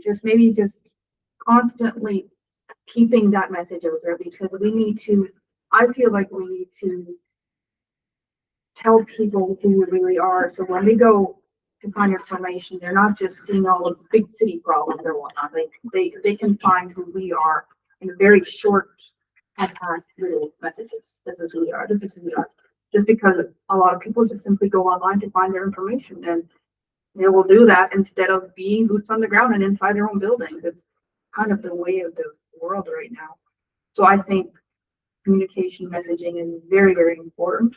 To give them a positive vision. Yeah, so, like even within this last month, there's been several conversations, or maybe conversations I overheard, that just really make me think. So the other day, I just heard this. It was a back and forth between a mom and her daughter, and it just brought me back to when I was a teenager homeschooling, and the mom was kind of telling her, well, you need to get to your schoolwork a little bit more, right? You haven't been doing what you need to be doing lately. And you could just tell that she loved learning, she loved reading, she was unmotivated. She wouldn't choose to sit in her room and read a book when she was supposed to be doing the schoolwork. And I just remember exactly that's how it was. I loved learning. I wanted my diploma, but staying motivated was the issue. And when I just overheard it, it just brought me back right to where I was at that time, which is why I now chose differently for my kids. Like I chose something where I knew they could finish. And I'm just trying to process why in the world, I don't think the idea has ever crossed their mind that perhaps she should be in school. Why in the world doesn't that even cross people's minds? It gives you When the they have, structure they need. yeah, like, how can we finally get the narrative that it's like they wouldn't even consider it? And the other thing, another So conversation. can I interrupt, just so I don't lose track of this? So when you say these little sound bites of information that we give, maybe it could be in the form of a question that goes out to say, is your child unmotivated homeschooling? Maybe if they were with their peers, maybe if they were with, like, I'm not saying that that's the message, but I'm just thinking there are messages to say, to suggest to people, and it doesn't have to be that you are ditzing how they have chosen to do things. It's just a suggestion. Like added information. Keep putting that out there. Yeah. It kind of starts opening Yeah. the mind Yeah. to, there are And options, plant a seed. like, Yeah. is this important? Like, how can I do this for my child? So that- Or I beat myself up every day trying to get my child, maybe there's an easier. And then the other conversation actually was interesting. So Northern Lights College was at the trade show, so they're kind of, and so this one friend, she picked up the lookbook and she says, and she had posted this and she said, I am so surprised. I didn't realize it would be so easy for me to go get my education degree. I want to get my education degree. I would love to become a homeschool facilitator. And I know her, and I commented back to her, yeah, that's great. I have also considered getting an education degree. I would love to work within our school, and perhaps maybe for that, I see that staying motivated in homeschooling it gets really tough when you're in the higher grades. Perhaps we can do an outreach in the future or something, just because I know she's going to be involved in the future. She has small kids. She's very passionate. So I was just talking to her, and then she said, oh yeah, I remember that too. I remembered I really loved learning. I would have loved to get my diploma, but the workload was just so heavy at home, and there was something else that I just gave up. And again, I'm just thinking, you remember this was so hard, but the thought doesn't cross your mind. There are options. And I just see that again and again. It just, how do we Most of get those- in there? Would outreach work well in that area? If there would still be need to be that certain amount of commitment and What priority. So, process do you yeah. think, do you see where we could communicate those positive sound bites? What would be the mode that we would do that with? Probably just sharing on social media, just as a start, and then like maybe doing a campaign blitz for a while where we share this out, help people to share this out. One of the things I've just being on social media, I see all of a sudden everybody's just posting the randomest thing, and there's this thing: if you have shared this, your name is going to be entered into a draw. And it's just sharing it. And I don't think they even care about that business all that much, but they're entering into a draw. Do they have a trade show or something up there that Peace River School Division could go to? No, they don't have anything like that, like a community. Oh, they don't. Oh, You know, like the Fairview Trade Show, like They do have anything like that. great. Yeah, just you the county one. Oh, would the county would be a good place to put a booth in? Yes, it would. I think. Yeah, our company does it. And we've had, I don't know, we've had many different organizations within. So do you, anybody because can. you said Northern Lakes was so effective at Yeah, I see that they definitely. it. At least So one person. if PRSD put a booth in, I don't know, Jeff, you. Well, I was asking everyone, have we had a booth there in the past? And then I was thinking, we might need some pretty tough people behind it if you, depending on. Well, you who's can have there. board members there and a member of the administration. Sure, I'm just trying to think that we probably did, but, quite a few years ago.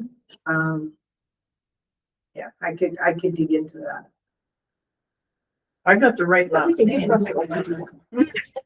Yeah, that's right. Is it in Calgary? Yeah, I know, I hear you. Priorities. But so much of the courses that you take through Northern Lakes College and all of the colleges is done online anyway. There's not a lot of in-classroom time anymore, so if they prefer to do it online, that's a way to promote it too. The online piece is sometimes problematic for people because of the technology aspect. So Yeah. that was what happened with our dual credit programming.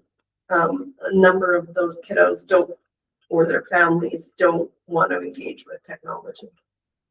To the extent that they need to engage with technology to do dual credit. You still find that up there?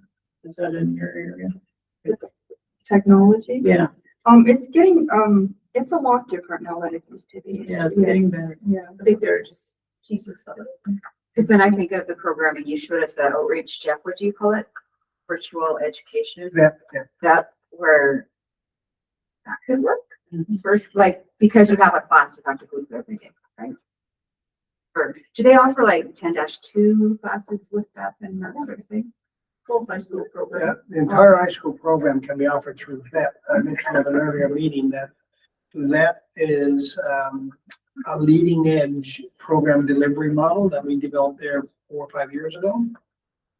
That the people who we've developed it for see as a second class option versus it being leading edge. So the attitude is that it is second class, when in actual fact it's leading edge, and it aligns exactly with what most post-secondary institutions are doing right now.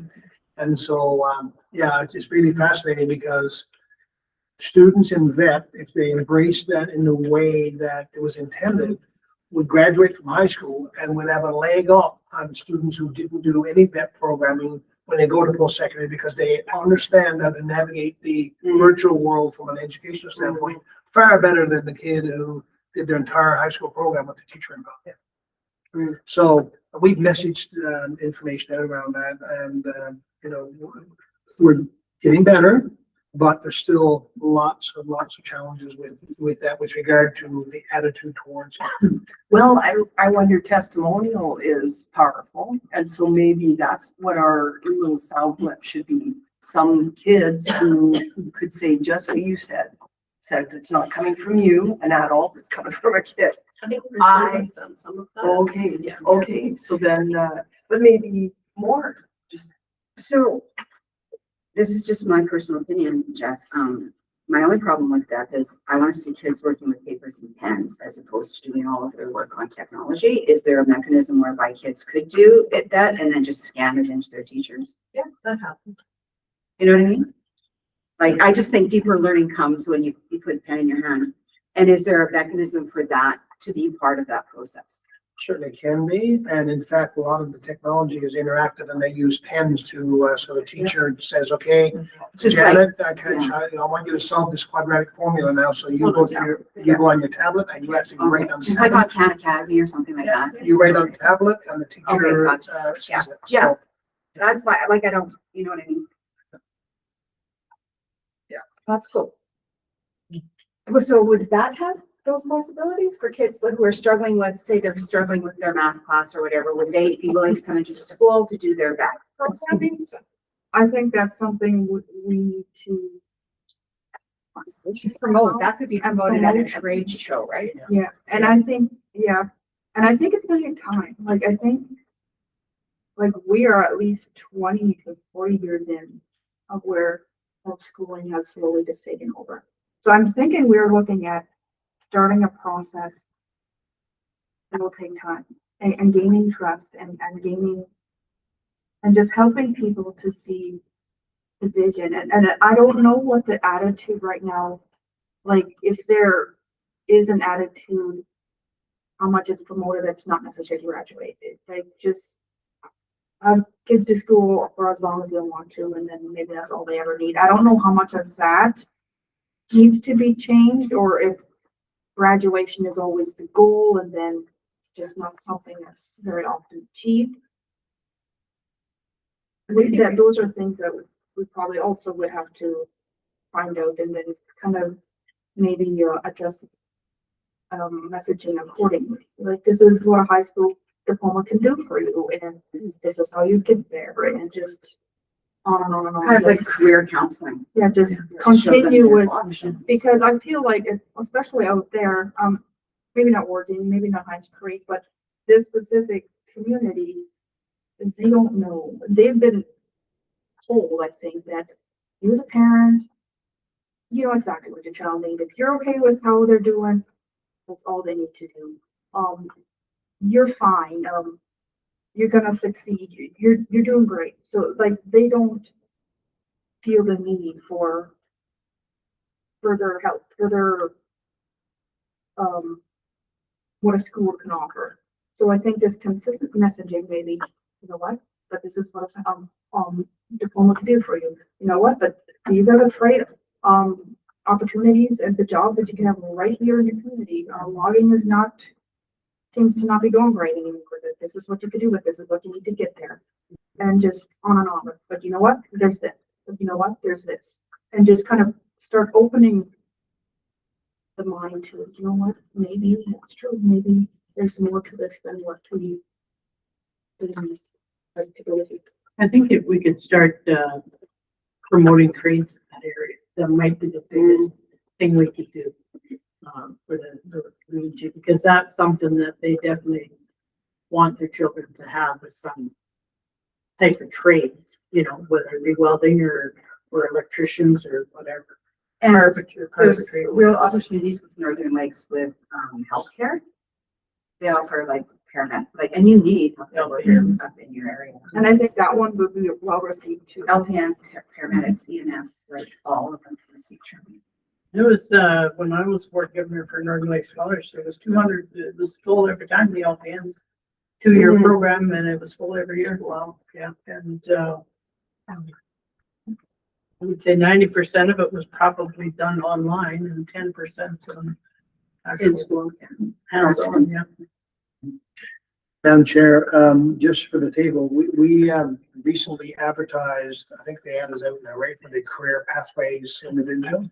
So we shared with the board before that we were the recipients of a transportation grant for about $950,000, and that's going to allow us to do a number of things, including to buy 2 simulators, driving simulators, one of which is mobile, so we can take to the West End or anywhere else in the division, so that students who ultimately might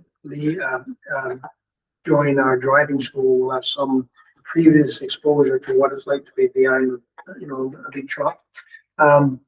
There's that, and in that proposal, there was a provision to hire staff. So we are going to be hiring an individual who will be coordinating various pathways forward that could be involved in some of this promotional work as well.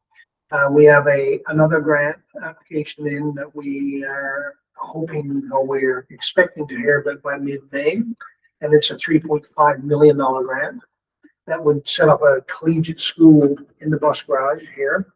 So I talked about that before Christmas hit, and since then, we don't know if we're going to get that grant, be awarded that grant yet, but if we do get awarded that grant, that will also have a provision for extra staff. So we shared with our principals Tuesday, that they will see some ads coming out for jobs, but these are jobs attached to grants that we've received versus using regular government funding.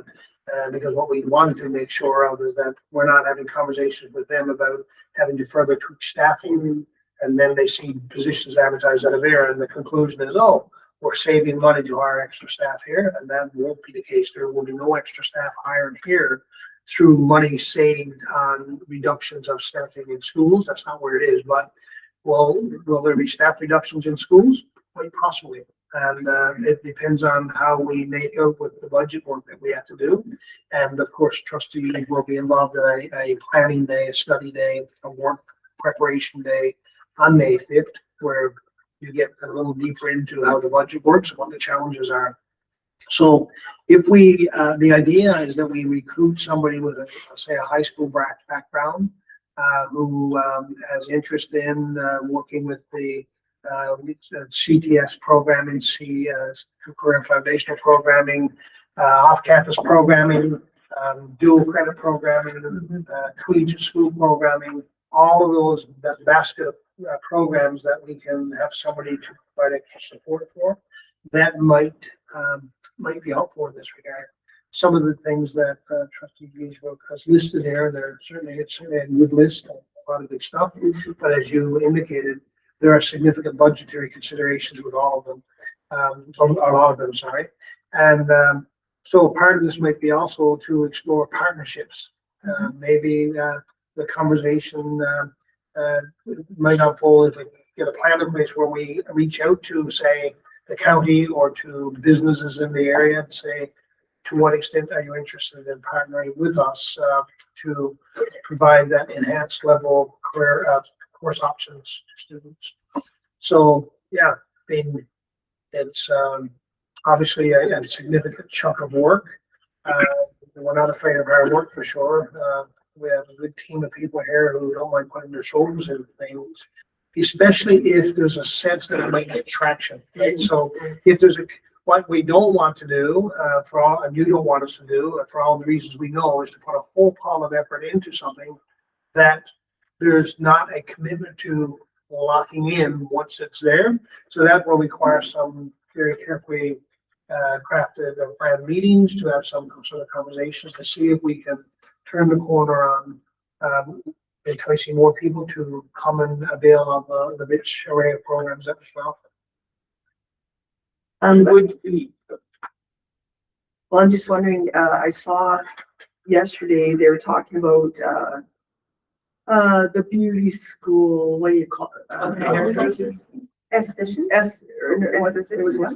What is it, hairdressers? No. Cosmetology. Cosmetology. Oh. And I'm thinking, well, we don't want, they won't be into cosmetology, but out there, but it could be something like that. So I just wonder, is that ongoing funding cosmetology? Like, is that just in the provincial grants that they open these?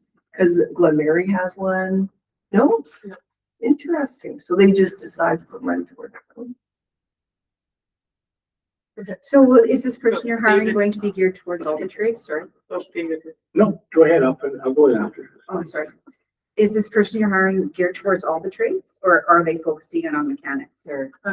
Off campus. So anything off campus. So yes, trades, dual credit, grease certificate, work trades, wrap, all of that career pathways that are coming in. And so it's very extensive what Alberta Ed has now got with career progressions and financial literacy, putting those into grade 1 to 12, but not necessarily making it a course, but making it part of other curriculum areas.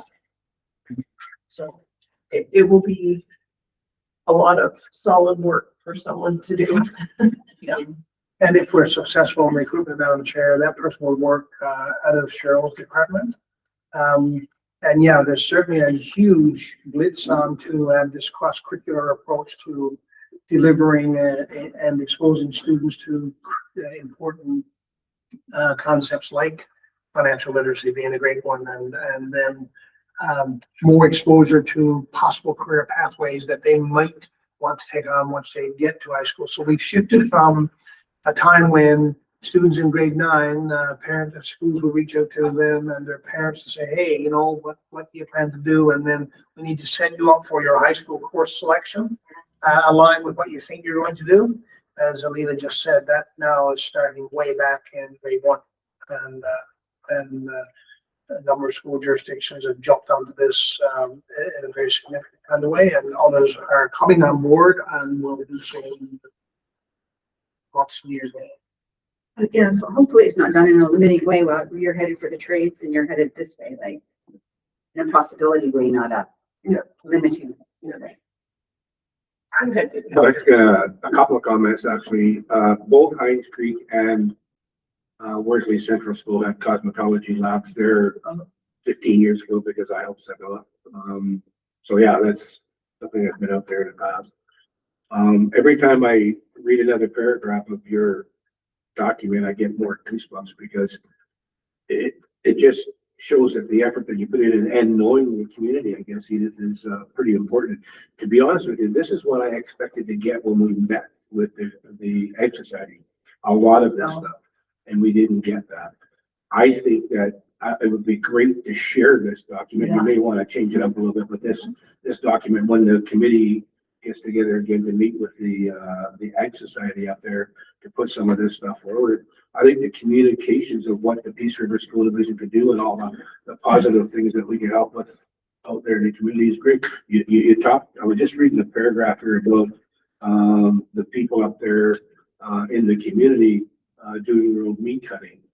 There are meat cutters available up there to help show people how to do that, and they could work with kids to do that too. So there's all kinds of things that would work out well there. I'd love to see some of those people in that area go out to the creek and tour their, what do you call that? That area where they have all the collegiate school. Collegiate school up there, yeah. And even their own school up there. Not sure how many of them. And I love that you mentioned quilting too. Because that's a CTS course, that's. Did the government just recently come in with something else about teachers and not needing 3 years, but 2 years? They got started. Yeah. So Edith, what do you, off the top of my head, I know you're saying this is a slow process and we all understand that.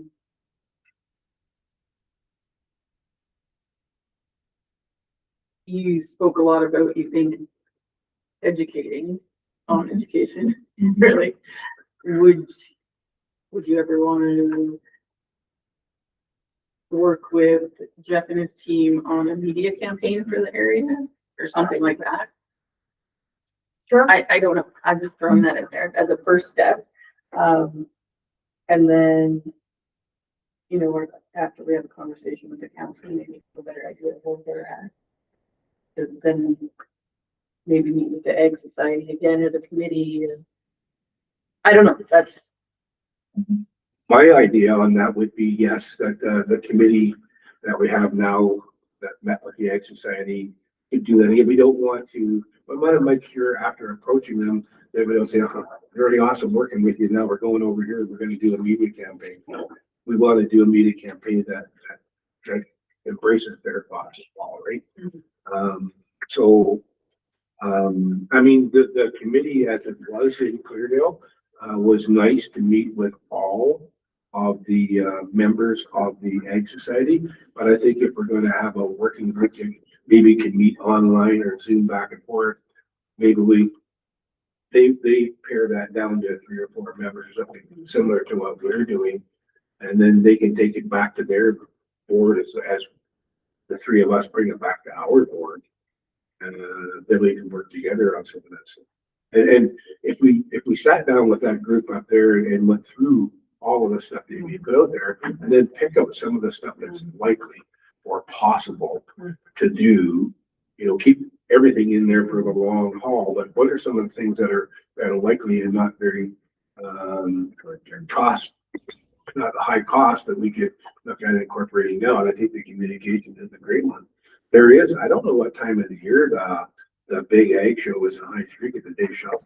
Definitely is wall to wall. Yeah. If you wanted to talk about Last weekend. Oh, no. Oh, Yeah. yeah. So, I mean, we got next year, right? Is it every year? Yes. Oh, That's one of the biggest ones. get ready. Sure. Yeah, get ready. Do they Get have some blood. big functions that go on and that all? That draws a lot of people. This one, the AM trade show is the big one that brings in people in all those businesses.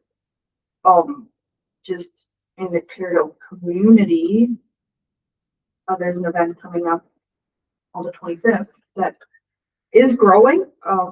Everything kind of fizzled down during COVID, and to bring up more and more people, it's just our annual spring carnival. It's just a whole bunch of competitions and raffles as a fundraiser for the Egg Society. That's on April 25th.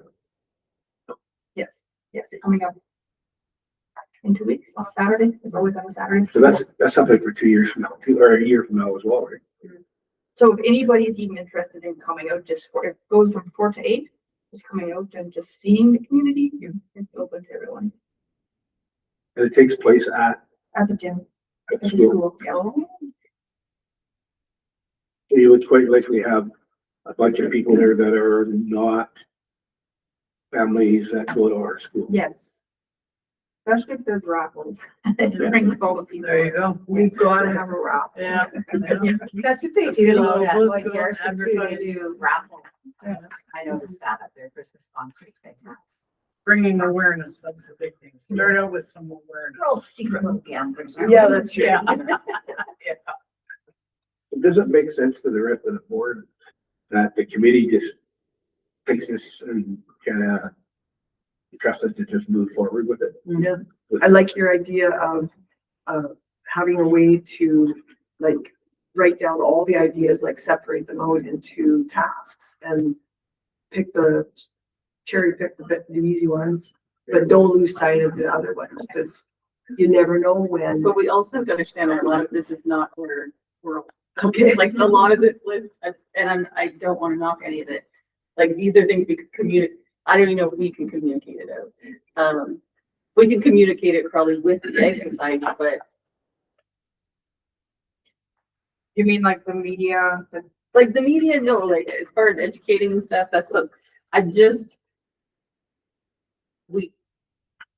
we can't do. But you know, to have the list, because you never know when the governance would fit into that, or that it's still a suggestion to the Egg Society, No, and I'm just saying we can't like push this out as like our plan. our plan. Yeah. It can't be a board plan to Right. hire a choir teacher for Well, 3 schools. no, The board can't. Unless we want to say like, we're putting in the budget to hire a choir school, but then Right. where are we taking that, right? Like, that's where I'm trying to figure out what we can do. Right. But that's just for discussion, right? Like there are some of the things out there, like hiring a band teacher or choir teacher or something like that. Just one of those things, right? That you talk about. I think all of this is in the board's I don't. area, except for the nitty gritty part of it, right? When you get down to implementation and hiring and all that, then it That's goes. the idea. But if we're saying that, like, we're not giving them a budget to do that, so how is it, like, oh, here's a great idea, but we have no money, so No. it's not a great idea. Well, we don't know what the costs are until we say, let's, to go with trustee Lauren, let's cherry pick some of the stuff that we think is gonna be very cost effective and then find out, okay, what is that actually gonna be at the end of the day, and then find out we can't do it, right? Or Well, we can do it. You're right about that, and not only that, but we have lots of schools where there's lots of pieces of instruments that are sitting and never get used. But again, Haven't been used for that's years, not for us to say, that's No. for the principal and the But that's what I'm saying, operations the to do. idea can come to the board, and staff can follow up and see if it's But we can't possible. direct staff to do that. I think my idea with this is just to feel, okay, so this is what I know about what's of value. Yeah. Where to go with it. I realize that's not my world, but these are just questions. No, and I love them and I appreciate it. Like, these are more school councils and communities getting involved. And if we want to say to the Egg Society, here's some great ideas, this isn't our world, but maybe this is something you guys want to run with. But as a board, I don't think we should. And maybe No, I'm but the we only can person. encourage and support, right? What's that? We can To an encourage and extent, support. like, We're looking at this at a 60,000-foot level, though. And we're not getting into the nuts and bolts of things. We're just looking at it from setting These are direction pretty- from a high This is not level. this is not a, Well, it is actually. If you look at it, it's not, we're not saying, let's do this next Thursday and you bring 3 people and we'll get that. That's not what we're doing. We're saying, how does this look? What do you think The concern right now in Clear Hills County is we have 1,000 kids and 70 of them go to our school. What are some of the things that we could look at and follow and do the pathways with that you believe would get us more students better engaged in all three of the schools in Clear Hill County? And then people would say, well, this one would work and that one would work and this one works. Okay, leave that with us. And when we pass it over to our superintendent, say, these are the things that people think that would work really well, go with it and say, come back and say, well, you're gonna do that, then we have to cut here. So you can't do it. But this one here, if you can find somebody to volunteer to come in and do piano lessons at no cost to us, that'll work really great. But that's not for. Madam Chair, I think like these are excellent ideas, great suggestions around what could be done. And I agree with Trustee Rushton when he said, you know, these were the kinds of things that perhaps we might have expected to come from the community when the meeting was held. When we went to the community, we heard lots of stuff. And as I said before, 99% of it was operations related, based on perhaps experiences that people were already having in the school or previously had. But that also wasn't surprising. That's exactly what I expected it would be. On this list here, if there were things that so for example, the band program, there's absolutely no way right now that we can even go down that road. It's not even worth having a conversation based on the budget. It's not even in the cards. Now, back to the conversation earlier about if there was a community mobilization around that, and then we had partners. That's saying, where I was hoping. Now we can go there because see, just to make one other point, and I know it's getting close to lunchtime or it's already lunchtime. If we said we're going to, if the board said, gave direction, or even if the board said we're going to put the money in to offer a band program in Clearville, then what happens now is that shifts our teacher staffing model. And it also sets up a situation whereby Red Earth Creek is going to make the same request and we're sort of obligated to go there. Unless, of course, through partnerships, through the county or other employers in the area, it's a special grant. Now it's a different matter because we're still deploying staff based on our model, and we have a model, and you're probably aware, some trustees are fully aware, the number of teachers that get allocated to a school is based on the demographic of the school. It's a K-12, the number of students in the school, and how they're distributed across grade levels. Two schools with an identical population and identically distributed across grade levels get the exact same teacher staffing. No ifs, ands, or buts. And so that's the only way we could proceed on that basis.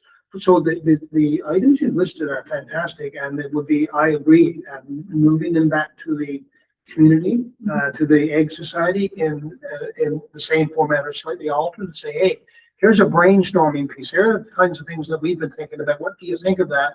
And if the Egg Society said, yeah, you know what, we think this has merit, then we could pursue fleshing some of this stuff out. But, you know, some of these CTS courses, certainly if we had the right people, we could probably do some of those because CTS courses are different in each area of the region. Excellent suggestions around meat cutting and getting kids exposed to getting experiences and skill sets that will serve them well later, especially if they live in that region or somewhere else.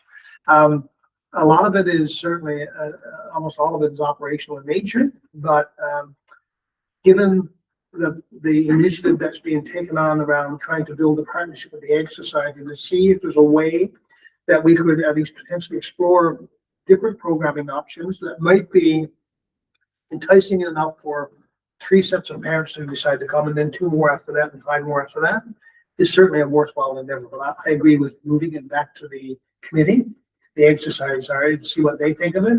And then if they think that it has merit, then there could be a conversation saying, well, look, from a division level perspective, we just don't have the budget to do these things. And then there's a conversation with the broader community partners. And if there's a green light on that, then we could proceed to do work on it and see what transpires. And I think that was my idea. Just being honest, you know what? Yeah. I know this is what we'd love to see, but we'll be brutally honest with you. We absolutely cannot do this. can we do this? That's where you guys come in, and which one is the most important? And then, yeah, just hand it right back to the people, to the community, and then you tell us. So just give one last example, Madam Chair. So one of the issues with our CTS programming is that we've only had people part-time. So if I'm the carpenter, I go to Minnow Simons a half day for a month or two, and then I go somewhere else a half day. If funding was there through a partnership whereby a person could be housed in the same school for full-time for 6 months or one semester, and then go to another school for one semester, that would be a much more enhanced level of service than we've been able to provide, right? So a partnership might allow that to occur. We'd still have to hire people based on our our process. People would have to be credentialed and so on, because that came up at the committee, like with regard to hiring teachers. Well, we hire teachers that are certificated. They have to meet government requirements. Even if there's $5 million available, we have to hire based on credentialing. But obviously, funding is a major issue, and if there's funding, then that you can attempt to explore some things that might get off the ground and be helpful. Sure. So would it be the board's role to look for collaborators to provide this extra programming that we feel is important in our communities? Madam Chair, I think sure it would be, but I think before we go down that road, I think to bring it back to the original initiative whereby a board committee has reached out to the Ag Society to see if they're interested in partnering with the board to explore possibilities. I think if we direct it back there and get some traction on it, then we can move forward. Because Ritter's Creek, just to use that one as an example, they would certainly welcome partnerships around collaborating to find enhanced programming as well, right?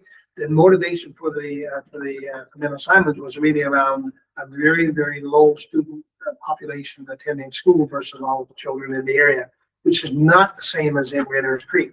100+ students there, and there's probably not another, well, there's not another 200 or 500 or 700 who could be going to that school. So I think it's an excellent list for good conversation. I think you have those conversations, and then if there's some things that stick and seem to have potential, then in all likelihood, based on your list here, most of it is going to come back to an operations level, and it would really require a commitment for some other partners to say, you know what, if you can get this off the ground, we'll fund it. Then that will motivate us to say to our HR director to say, hey, can you try to recruit a person for this job, because we have some special funding for a special project. That's how it would necessarily have to shape out. And that's what I sort of envisioned, that's how it would all come around. I just thought that maybe we just try to start putting some thoughts into words and. Question, Jen, can CTS programming work with non-certified staff? Like, say you have a violin teacher in a community, could they? Yes, Come in. except they have to be supervised. So the assessment and the planning would have to go to the teacher. So yes, we can use non-certified people, but we still have to meet like OH&S requirements and all of those things as well as our hiring requirements. So it still costs extra time. A lot of our kindergarten programs work that way. Yeah. So we have an EA doing the kindergarten, but they have to be supervised by a teacher. They have to be the assessment, all of that stuff has to go through a teacher. So it still requires teacher time. That's what we had the CTS programming in Claredale, at Minnow Simons in Claredale, for example. We had a non-certificated staff member, but a teacher on staff who was responsible for oversight. So cosmetology, I worked long and hard here to get cosmetology off the ground. We did have a cosmetology lab in this building. We got a grant, we did all the things, but I could not find someone who was willing to do that. Because you have to think, if a hairdresser has a business of her own, why does she want to travel here for 80 minutes a day or whatever it is? And I tried to schedule it so it was first thing in the morning so she could open her shop at 10:30 versus 10, but I'm still taking away from her business, right? And she makes more money in her business than she does here. So That's why our cosmetology programs, because a teacher doesn't necessarily know how to do, I mean, they can do the first couple of modules, but after that, the teacher can't do it unless they're trained, right? So, but again, I still needed a teacher who was willing to oversee it. So if you have the right person in the community, it's great. If you have to start paying travel time and all of that, it adds up. It's huge. And for a program that very few kids jump into, yes. Right, so. No, I was just gonna follow up and finish my thoughts on this. But when the committee was put together to work with the Ag Society up in Cleardale, it was to try and find out, I think, what the causes were that the students weren't attending our school. They were doing something else for their education. And to me, this list just says, you know, if I'll use Jeff's example of was it band or choir or whatever. If someone at the Ag Society out there said, you know, if you put a band teacher in this school over here, we'll get 40 students. You know, that's a little more attractive. But Jeff said at the beginning that, you know, there's no way that we couldn't ever do this. And then he said, unless, you know, then you get community partnerships and other things going on. So my thoughts on this whole list is we talk about this in the community, and Trustee Giesbrecht had moved it from just Menlo Simons over to the other two schools and incorporate all three West End schools that are all in the county. Just put it out there and see what the interest is, Yes. right? At the Ag Society level to start with in Cleardale. Just like, if there's reasons why kids are not going to our school, and if you had Johnny's sausage come up there once a week and show them how to cut pork, but that get 5 more students, then you start looking at, okay, now there's some money coming in, so how would that fund it? And that's where you shift it over to the operational side. But, or you might have somebody like from Heinz Creek say, hey, you know what, I've got a certificate of cutting meat, I wouldn't mind volunteering my time twice a month. Right? But anyways, I just think if we take these ideas back to our partnership in Cleardale, if the rest of the board trusts the committee to just move forward with this, keep you posted on what happens.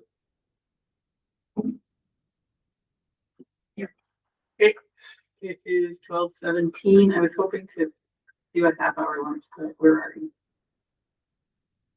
What time is your meeting with Haskell? It's from 1 to 4, so I'll end up missing. I think I personally could do a 20-minute lunch. Yeah. You want to do 12:45? Well, that's a half an hour. Yeah. We come back at 12, what is it, 12:18? The 20 minutes would be 12:45. 38, 40, 12:40. Okay, we'll come back in camera. Oh, so go. Order, you ready? I see my. They're not paying attention. We should do that. With Okay, 204, we are back in business. We are on to 5.7. Dixonville Charter School follow-up. Yes, Madam Chair. So this is back on the agenda because, as you know, this has received some significant discussion over the last little while. It's nearly approaching a year now since the school was operational on our end. The chair has written a letter to the ministry to urge them to get on with making a decision regarding the land there. And I don't think we've received the response back yet. Have we? Nothing's come our way. So the board wrote a letter, as did the chair of the Charter School Society in Dixonville. So we just wanted to put this back on just by way of update, and I'll ask Secretary Treasurer Freeman to share the latest update with regard to that project with it and the 2 parcels of land that we've been talking about. So I do have an offer to purchase the land, the 1 plot of land with the school building on it from Alberta Infrastructure, the property division, and working through lawyers with that. So as per the Real Properties Governance Act. It's at our net book value, so that's moving ahead. Hopefully that can be settled relatively quickly. And then it's kind of, what do we do with the other piece? We haven't heard back. I am working on a lease for the Dixonville Charter School Society so that they may be able to get into the building earlier if that works. But again, that other piece of it, I haven't heard anything, so.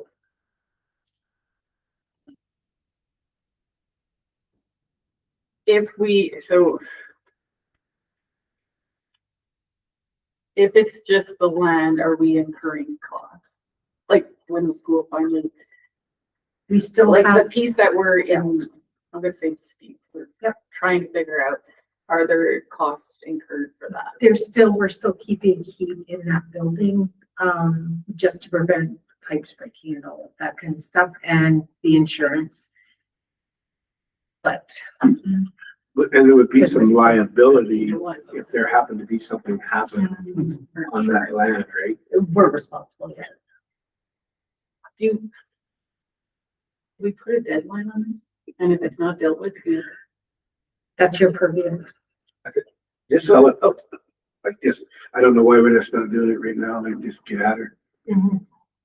Well, this isn't about a deadline. I'm just wondering, when you said about liability, like, can we not shut off the water, shut off the gas, like just shut things off?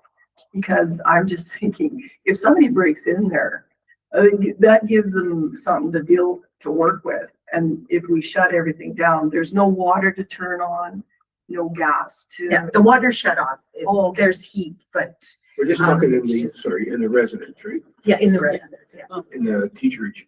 Yeah. Not the school. But they could still break into the teacher. Oh. There has been break-ins. in there. Okay. Anyway, yeah, just take away their ammunition to do some big damage.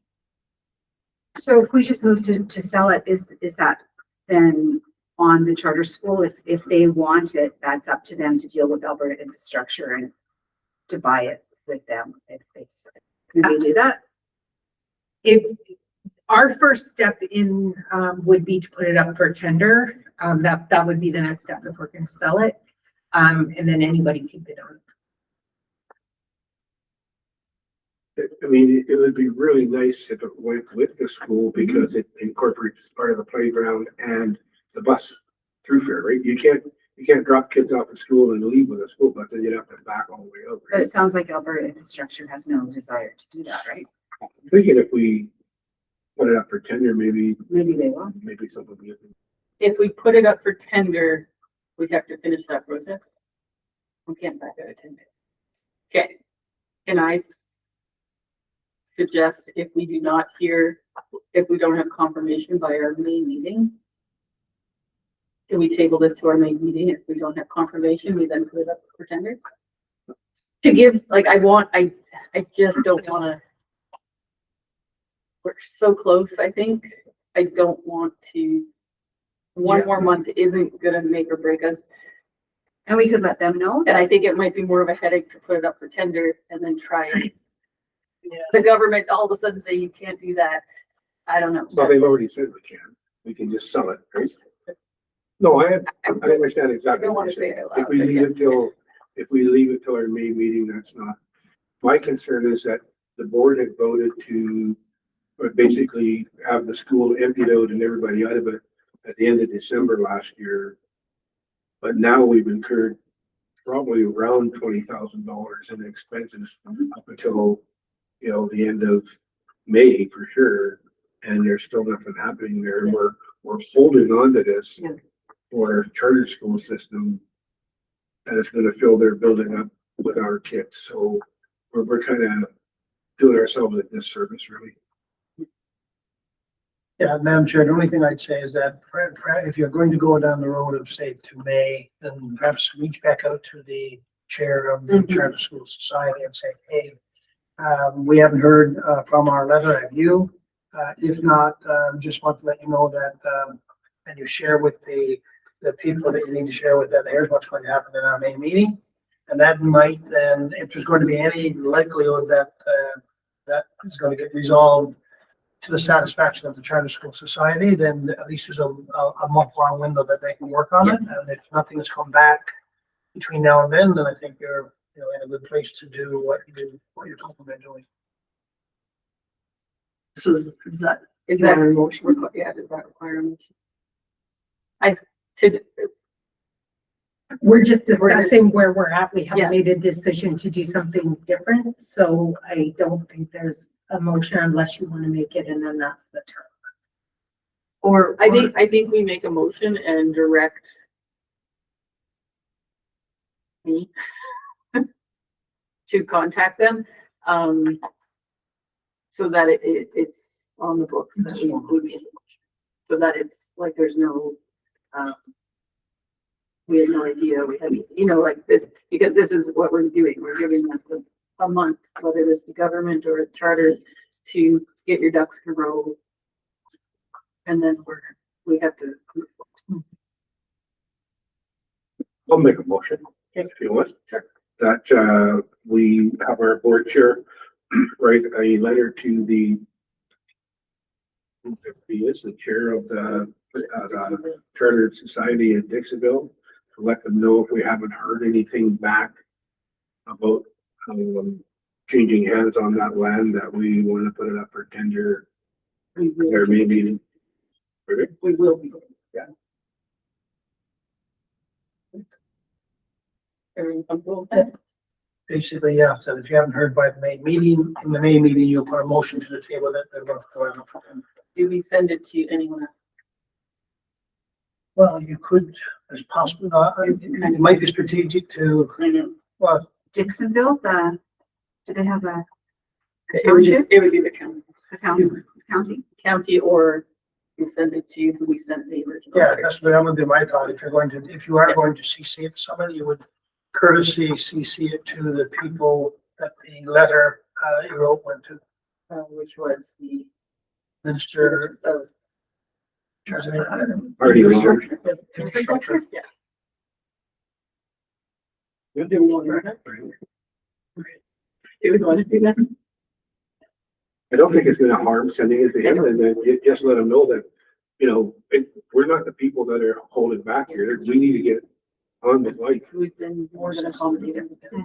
Yeah, makes sense. Or, yeah. Okay, any further discussion? All in favor? We are 7. Okay, moving on to 5.8, Administrators Association engagement. Thank you, Madam Chair. And again, this is another report that just was finished this morning, subsequent to Tuesday's engagement with the principals and vice principals.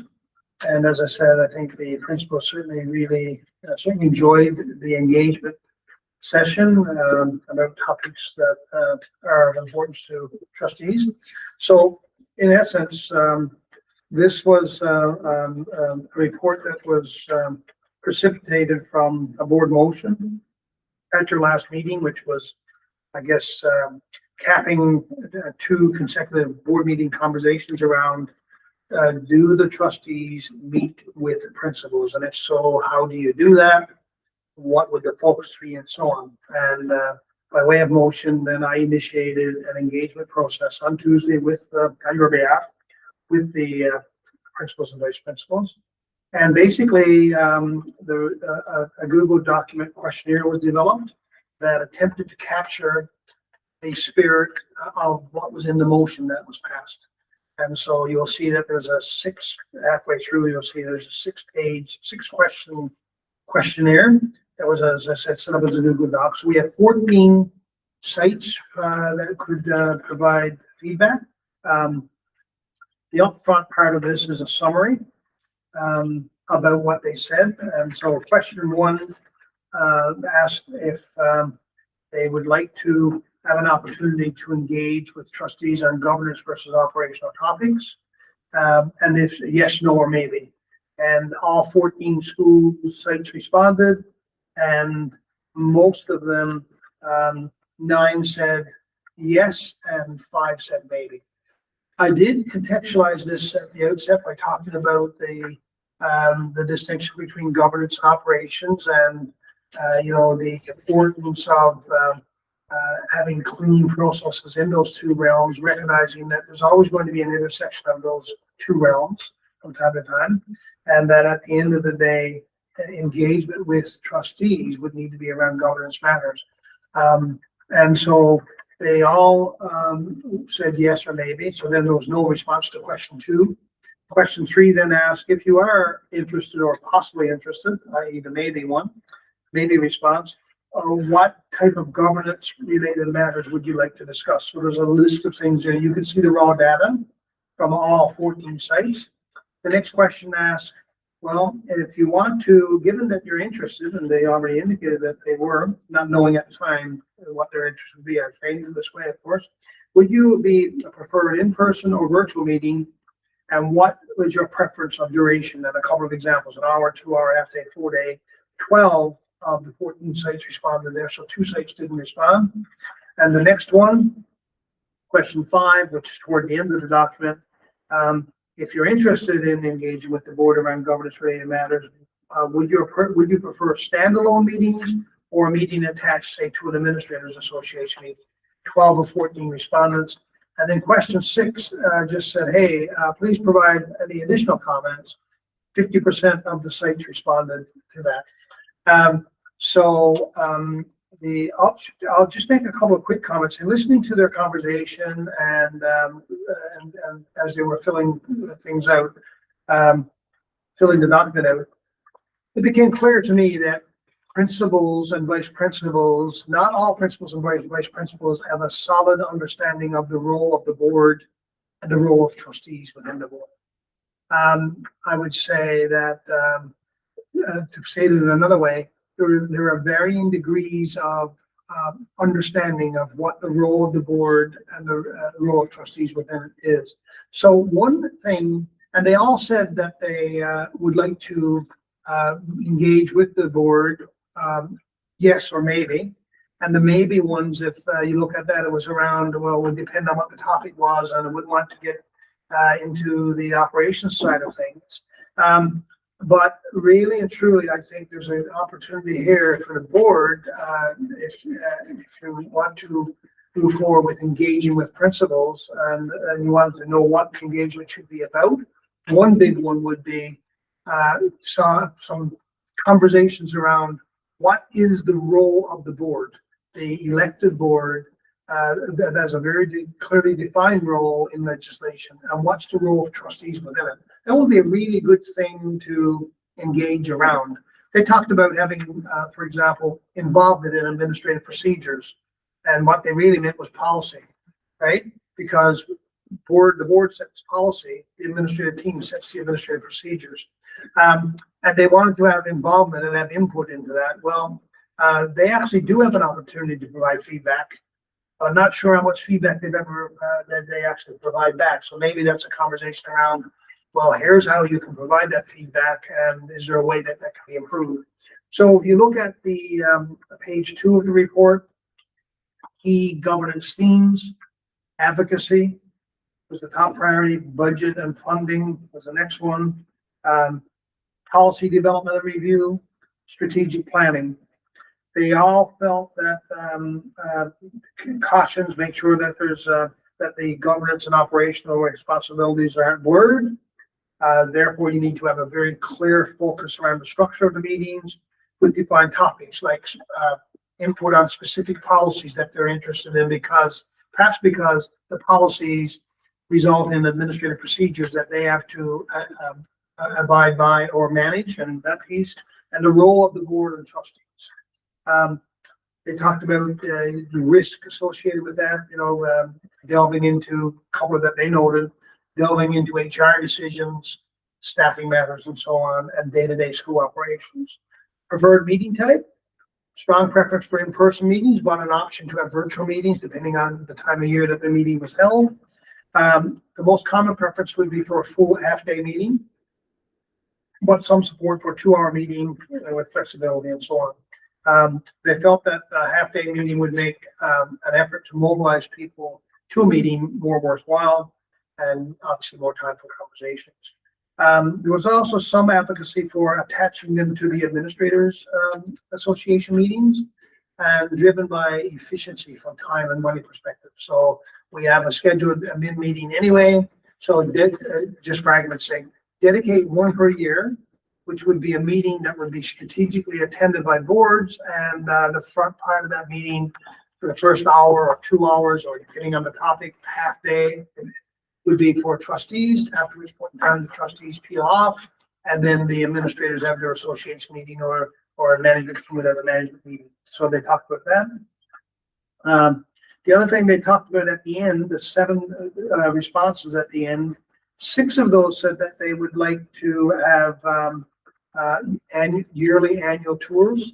And the reason being, they felt that it would help trustees to get a better sense of the geography of the organization. But that would be a poor reason for an annual tour, because I think after you've done, after Edith traveled once from Claredale to Red Earth Creek, she would have a good sense of how long of a drive it is. But I understand what they were trying to say there. But they talked about things like strengthening advocacy, because trustees would have a much deeper knowledge of operational matters. Again, some of these comments, while on the surface seem like, well, that makes sense, when you dig into it with a different lens on it, you realize that truly some of our principals don't truly understand the role of the boards and trustees within it, because trustees don't need to necessarily understand what's happening to the special needs child and their IPP program, for example, to govern well. But some of them felt that that is necessarily needs to exist to govern. And other than that, key takeaways are stated at the back, the very last page, which is, the last page of the front matter before the raw data. Talks about that, there is support for a structured governance-focused engagement session with the school administrators, which I fully expected we would get. The results are exactly what I thought we would get. Making sure the separation between the two need to be focused well. And areas of focus would be understanding the true role of the board and trustees within it. And other areas would be opportunities to provide policy feedback, which they already have. So they basically, that one could easily be resolved by me reminding them that, hey, when the board develops updates policies, here's how you actually have input into giving commentary on it. And then the other pieces was around discussing advocacy. And the big one that came up was funding for rural schools, and another one was supporting outreach programs within schools. So I think, Madam Chair, I'll stop there. I do believe there's enough, hopefully, I hope there's enough good information here for the board to review and reflect upon, if not in this meeting because of the short time frame in which you just had eyes on this now because of the lateness in getting it done from after Tuesday, but in the coming meeting, if not the next one, the one after that, you'll have some good, a good piece of information that you can use to guide your further conversation, and then perhaps to map out how it is you'd like to proceed. And how you decide to proceed obviously will then impact the work that the board policy committee does around whether or not any adjustments are needed to its to the board's policies. I don't know if there are any questions. I can certainly attempt to answer them, and hopefully, Madam Chair, this engagement activity that I move forward with the principals and vice principals on, you see that as being in total alignment with the motion that you put forward directly to do that in the first instance. Stop there. Thank you. Questions, comments? So does the staff ever have any kind of PD sessions on what the board actually does during a meeting or what their responsibilities are? I'd say that would be very rare. No, so other than like at meetings that we would have with principals and vice principals, like yesterday 2 days ago when we got into this piece, I shared with them, the in broad strokes, governance versus operations. Sometimes conversations come up when principals find themselves in situations where perhaps might have been a school council involvement, or it could have been an involvement whereby a member of the school council or a parent, and you've all been on the receiving end of this, a parent decides to reach out to the local trustee complaining that blank, fill in the blank, their child has been bullied, or there's been a matter that hasn't been resolved in a satisfactory way, then they might be on the receiving end of some either a phone call, conversation, an email back from a trustee, or something like that. But to the notion of, do we have deliberate sessions sharing with our staff the role of the board and the role of trustees within it? No. But I'll say one other thing. When we talk about the education plan and the work that we need to do, always we say, you know, here's the board's plan.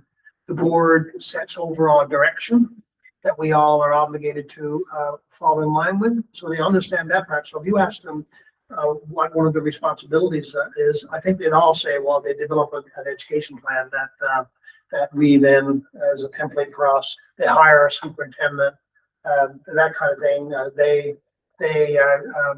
They would certainly know that if there's an expulsion hearing, the board acts on that. So there are functions that they understand that the board does, but in broad terms, and in with the specific list of the things that are anchored in legislation, I don't know that they would all know. And one of the telling pieces around that is some of the conversations around the board policy. Some of your board policies, many of them are anchored in legislation, and while they could change some of the language a little bit, the intent and spirit of them, you can't, because it's the law, right? So, yeah.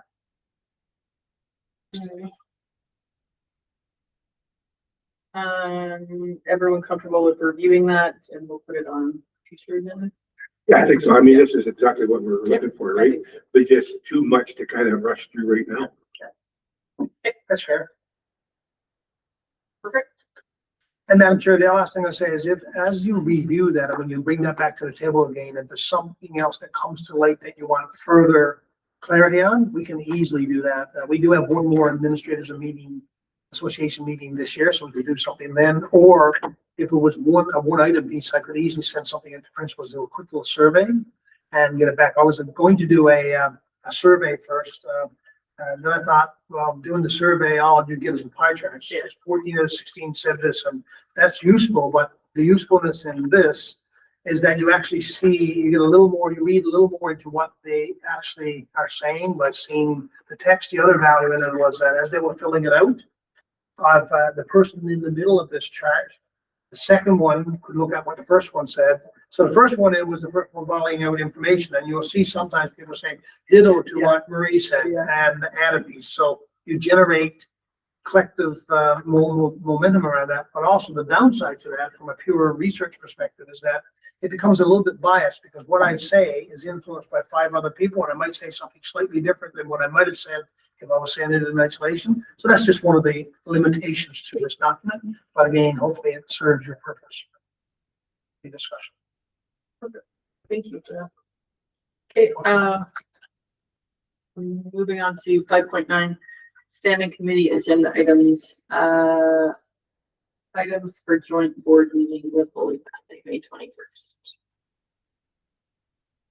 I know the backstory, but go for it. Yeah. So, Madam Chair, yesterday at the ASBA meeting, the superintendent for the Holy Family School Division, Victoria Cornick, approached me as I was coming down the corridor. She had signed in as I was walking down to my office, and as I was coming back, she was waiting for me. She said, "Hey, just have a question for you. We just had, she and some of her trustees, and maybe the entire board, but at least her and some trustees, as I understand it, we're having a discussion about the upcoming joint board meeting. And her query to me was whether or not it might be better to postpone that meeting, because they have absolutely no agenda items to bring to the meeting. And so therefore, their preference would be, if it was agreeable to this board, to postpone that meeting until in the fall, sometime when there might be agenda items. I will say that in the past, it seems that there would be times when they would have had a good number of agenda items and we wouldn't have had very many. So they've gotten to a place this time around where they're saying they have no items to bring to the table. So their question was, she asked me if I would discuss this with my board, and I said, well, we were meeting today, and that I could, have that as a discussion. Well, I would like to talk to them about French immersion, and maybe that will take a long time. Because I was thinking, we know that French immersion starts out strong in both schools. You know, they get enough that they're between the split classes and everything they can manage. But it's when they get to junior, senior high that things really take a nosedive. And I wonder, maybe they'd be willing to talk about like a configuration of French immersion where when they get to high school, because it's hard to find a specialized, I think at Peace High, isn't she specialized? She is a science teacher or social teacher. She's a French immersion science teacher. So that's hard to find a French immersion science, high school science. Jeff did say earlier that they are in the talks. Yeah. And Oh, okay. superintendents are. Yeah, so that would be a good example of a very operational matter. And so myself and the superintendent, Victoria, are having that conversation next week, sometime I think it's next week, before the end of April, to talk about how we can team up to leverage together so that we strengthen the numbers, because it's not so long ago, as I understand it, that some courses were done, say, at Glen Mary, and other courses were done at Peace High. So together, both schools shared the courses to be delivered. There was less strain on teachers. So the science trained teacher at Peace High would do the science, the French immersion science course requirements, and the English trained English expert who also speaks French could do the humanities, social studies, humanities teaching, and between the two of them meet the requirement. So that conversation is unfolding, and if that did come up at that joint meeting, it would probably be a very short conversation, and the chair would say, we're going to turn that over to our superintendents because it's operational. It did come up with Adam and Betty. Yeah. Or like in the same meeting a few years ago when it was Superintendent Murray and. Yeah. Anyway, and they more or less took it that they were going to talk together. So high school funding, is that based per course and or per credits earned? Is that how you guys are funded? It's base funding per student. Oh, in high school then? Because I know in Fairview, kids would come from STM to take courses, but they would get funded. Okay, so we The don't. only time we get CE or course funding is summer school. It used to be like Yeah, I know. When did that change? It used to be base funding, and then it became CE that, yeah, funding. and then it And then- went back. But then it was easy, right? Kids could just go over to high school to take a course. It was good for that. Yeah. Okay. It was not good for small things? schools. Okay, yeah. Because we can't offer anything. So, okay, so nobody was coming over. Yeah, small schools, it's again, the rural schools that struggle because we don't have CTS teachers. We don't have people who can teach cosmetology or all those things right here. So Marie. I just wanted to ask Jeff, is their busing situation going okay? They got no problems there, even with the price of fuel rising and stuff, it's all okay? Ours are theirs. Theirs. Because we Yeah, provide, but well, we don't we want to be provide paying it for for them theirs. or whatever. Yeah. The joint, you only talk about. Yeah, well, ours too. Yeah. We're working on that because it wasn't that long ago that we got our final numbers and everybody's been really busy. So we are trying to schedule a meeting to review the cooperative busing contracts to talk about that. So yeah. So then another thing that it seems like it's governance, would be about a sidewalk between Glen Mary and the crosswalk that takes them up to the high school. And I don't know, because of that, the stairs being bad, if anybody, but I've seen kids. And that would be TA kids, Glen Mary kids, and maybe high school kids that come all the way around. Anyway, it's freaking dangerous. It is a terrible thing that there is no sidewalk there. And I just think, can we not, with Holy Family, advocate to the municipality and say, put a bloody sidewalk in there? You have a crosswalk. And you're expecting children to either walk on the road or walk on the lawn of the church. Like, it's just crazy. And they're not shoveling snow. So they're forced during this very wintry weather to walk on the road. It is crazy that we're expecting children to do that. Yeah, I mean, yeah, there's no doubt, Madam Chair, that is an area of concern, and whether or not it's a good topic for a joint school board meeting. I'm not sure if the other school board has any students that walk up there, up that hill. Right, so it would be, I don't know if the other school division would see that as a good topic that they want to be involved in. The thing that I know is that the town has been approached. So when they have those open houses, the town has been approached to put it on their priority to put in a sidewalk. And that if two school divisions are saying to them, put in a sidewalk, that it might be We could send a letter and say, look. yeah, it's like, once again, our ask is to put in a sidewalk.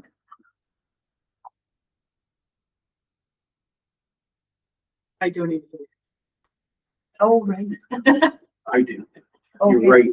The kids walk on the road. That's the only choice they have. Yep. And it's on one of the business streets in. Yes, it is the buses are coming in, parents are coming in. It is crazy busy and there's no sidewalk. It is unbelievable. My only comment on that is, it's nice to not have to stay here into the evening on May 21st. It's awesome. But at the same time, we've got two small northern rural school divisions that work close together, and we don't have anything to talk about. Right? I know, and I don't want to say postpone it, or, because then what's gonna come up by fall, you know, and I'm sure maybe something will come up. It feels wrong to not have it, because I like the connection and that we do have that relationship, but yet also to have a meeting for the sake of having a meeting is not ideal, especially in April, May, when we are, yeah. No, And maybe we push it to the fall. Maybe we just have to start thinking about things and say, hey, that would be something to include Holy Family with. Let's put that on our joint meeting that's gonna come later this year. Because we don't do it until a month before we start talking, oh, geez, we're gonna get something on that agenda, right? But if there's some stuff that we can get together as two school boards and advocate for. Well, one of the things we could have got together about is the fact just closing McLennan School at the end of June. What's right? They're closing McLennan School. Yeah. So another small school going down. So, I mean, we had that discussion yesterday with PSBA, and we have that committee. Maybe the county commissions should be joining forces with us on that subject. Yeah, I mean, that could happen too. So I would suggest that maybe, I mean, obviously, if they don't have anything, we're not just gonna say, well, you have to come anyway. Yeah. We'll have the agenda. We already ordered pizza. Yeah. Let's just, sorry, Jeff, but let's just say, you know, let's us keep our minds open, and let's start putting some stuff as we think about, hey, that'd be a good topic to talk about with Holy Yeah. Family. That'd be a good topic, and then we'll call a meeting. When it's our turn to host, we'll call a meeting later. Yeah, no, that makes sense. Madam Chair, Rhonda just mentioned, I think is a good point. It is a really bad time of year. It is, yeah, I've always thought it's. This is the most crazy time of year for us. And you're on the receiving end of some of it as well because of all of the meetings and so on. Like, it is flat out right now. And that's probably a part of the reason. So they just closed the school. Well, we know what that's like. And then there's a lot of work once the decision is made operationally. There's a massive amount of work. So I suspect that there's a number of things. So maybe to take the trustee and Rustin's suggestion around, let's, document somewhere, and that would be a good joint board meeting topic. And a better time to have one of these meetings would be in the fall, like not right away, but maybe October, November, that meeting when the year is just up and running, and go from there. Like now, May is a less ideal month. Now, that might not be the reason why they don't have agenda items. It might be that there's too many other priorities, perhaps, And we're or they such just good don't have. partners. Hmm? Yeah, we're such good partners. Yeah, we're there's so nothing easy to to do. work with. Yeah. October, November. I think there's nothing wrong with us putting in a letter about that sidewalk. So but I wonder, because you were talking, like, I'm not, I'm just suggesting to the board that as you were talking to Victoria anyway about French immersion, could you sneak in that we would like to get a sidewalk between the schools and the 98? Yeah, I mean, I certainly could. That's very easy to do. We need a sidewalk. But I think that's a broader matter that might be something, and I don't think that requires a joint board meeting. No. It would be helpful. Yeah. But I mean, if this board decided that that was going to be something they wanted to advocate on, that could be a topic at, say, an upcoming meeting, and they could decide to write a letter to the town and move forward in that way. So.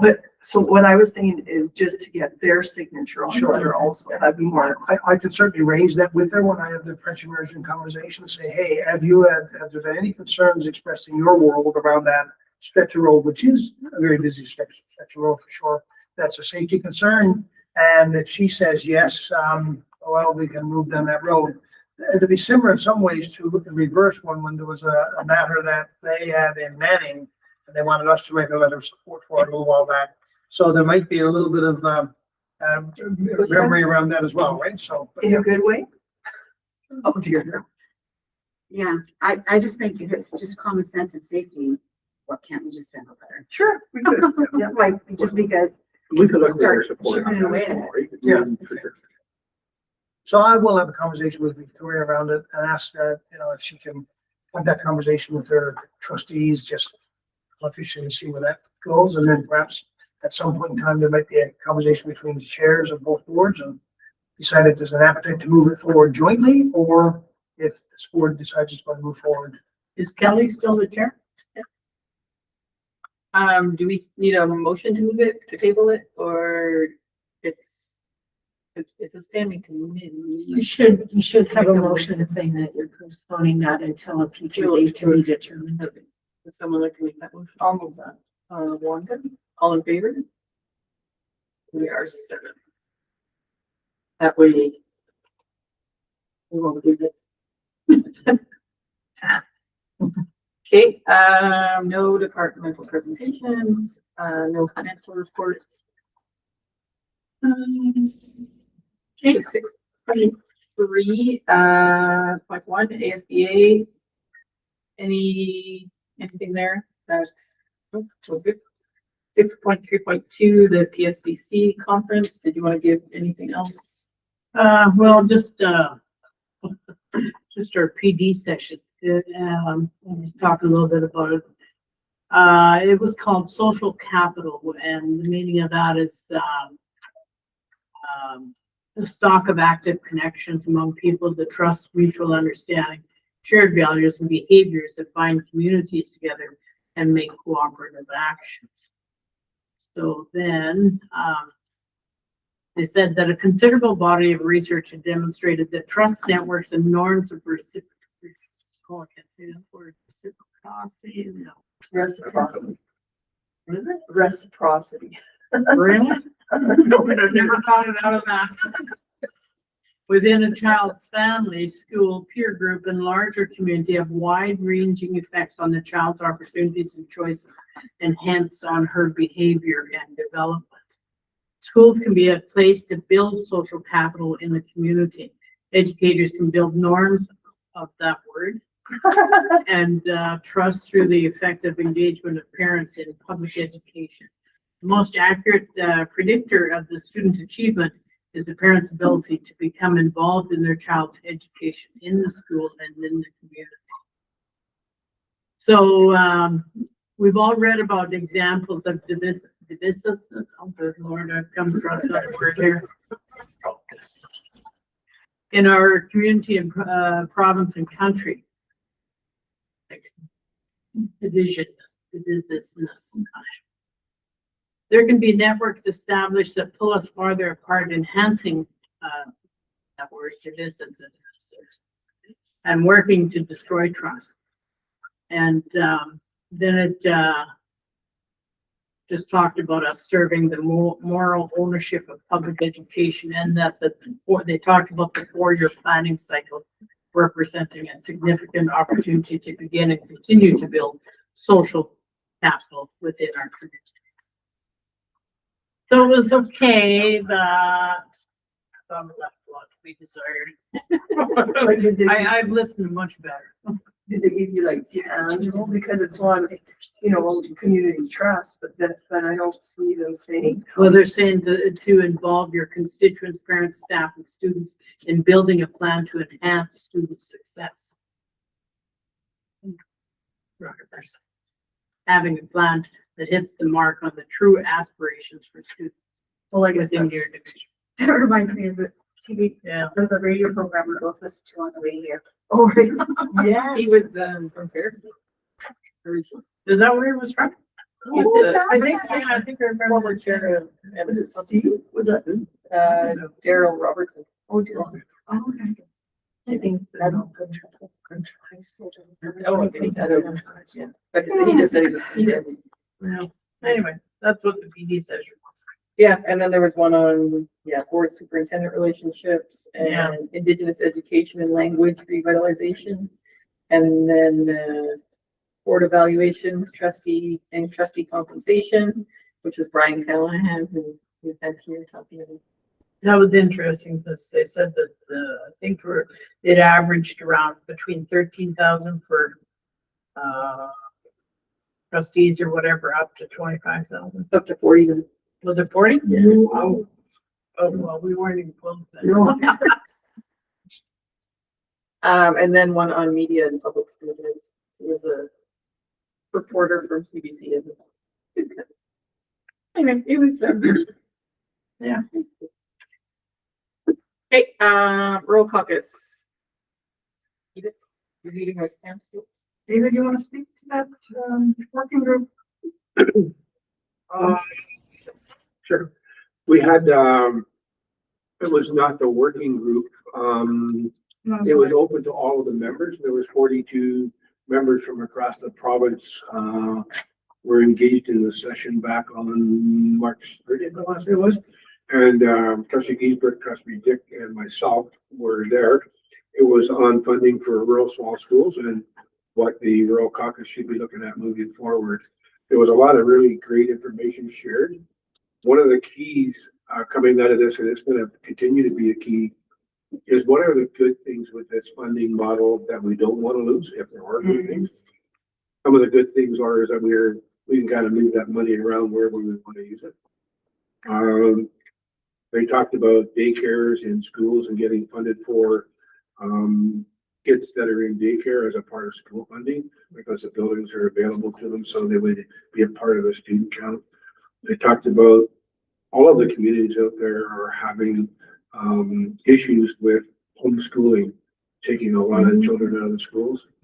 One of the other things that came up at the end there was the de-urbanization. So we had urbanization happening before. Now people are leaving the bigger centers, moving back to the country to get a little plot of land because their kids can go to a small rural school and get the education that they think they need.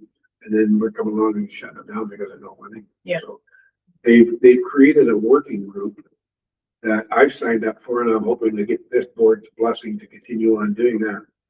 And that working group is meeting on Tuesday at 1 p.m. I think coming out of this, what's going to happen is there'll be a survey sent out as how many people have schools that, that fall in this rural small schools below 150 students. What are some of the funding issues? And I think that this group is going to try to create a funding model and present it to the government, saying, we've been bitching about it and we've been caring about it, we've been hollering about it. Now, this is what we think would satisfy everybody.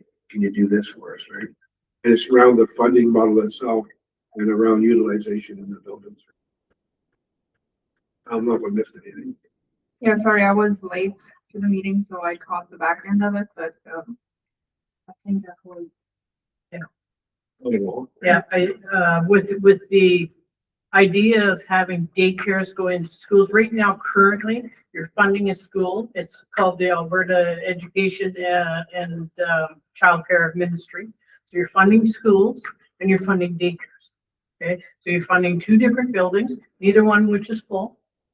And if you could, in the small rural schools, if you've got room, why would you not take those daycare kids, those 30 daycare kids or whatever, and put them over into that school that's short 40 kids? And then why would you not pay them the same? They're all educators in some form or shape or whatever. And pay them the same, pay this division, have it all run under the division, pay the division the same as you would for the students. You have to look after actually more hours in the day in the daycare than you do even in school. But That came up from 2 or 3 different there divisions. was several communities that thought that was a great idea. So that is one of the things that we're going after now. We want to go after through the Rural Caucus and through ASBA as well.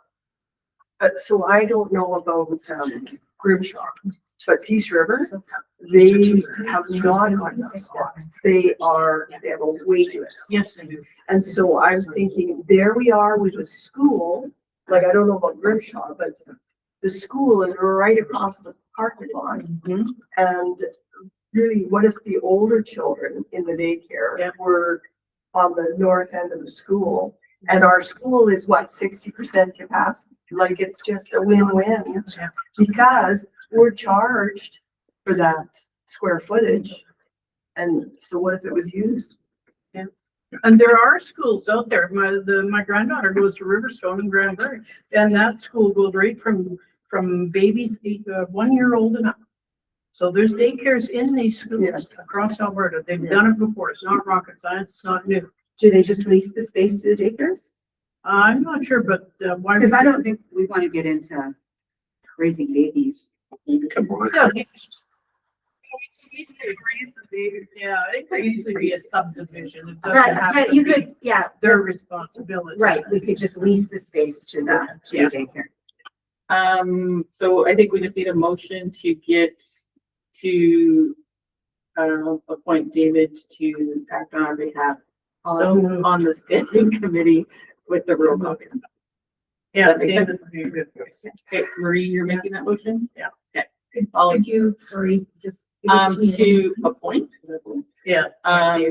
Trustee Rushton to work on rural small school, on the rural small, what's it called?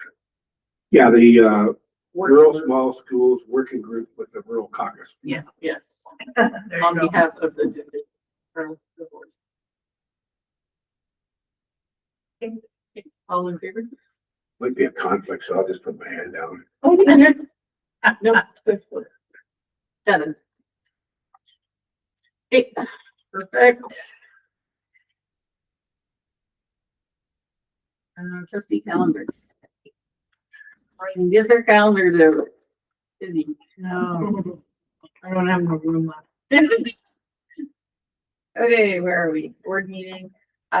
We have cast the 22nd, 23rd, 24th for anyone that's going. Who's all going? I did not register, did I? Yes. I remember that. I don't think I'm gonna make this one. Okay, I normally can't do more than one in the spring. I'm hoping maybe I can do the hazmat assist jam this time. I've never been to this jam yet. okay. Perfect. There is that town hall that the government's doing on the 20th, if anyone's interested in Yeah. calling in on that.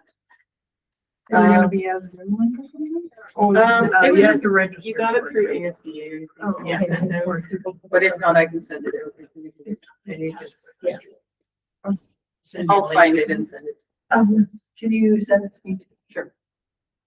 Can we just talk about CAS again, just to make sure that we've got everybody registered that's planning on going?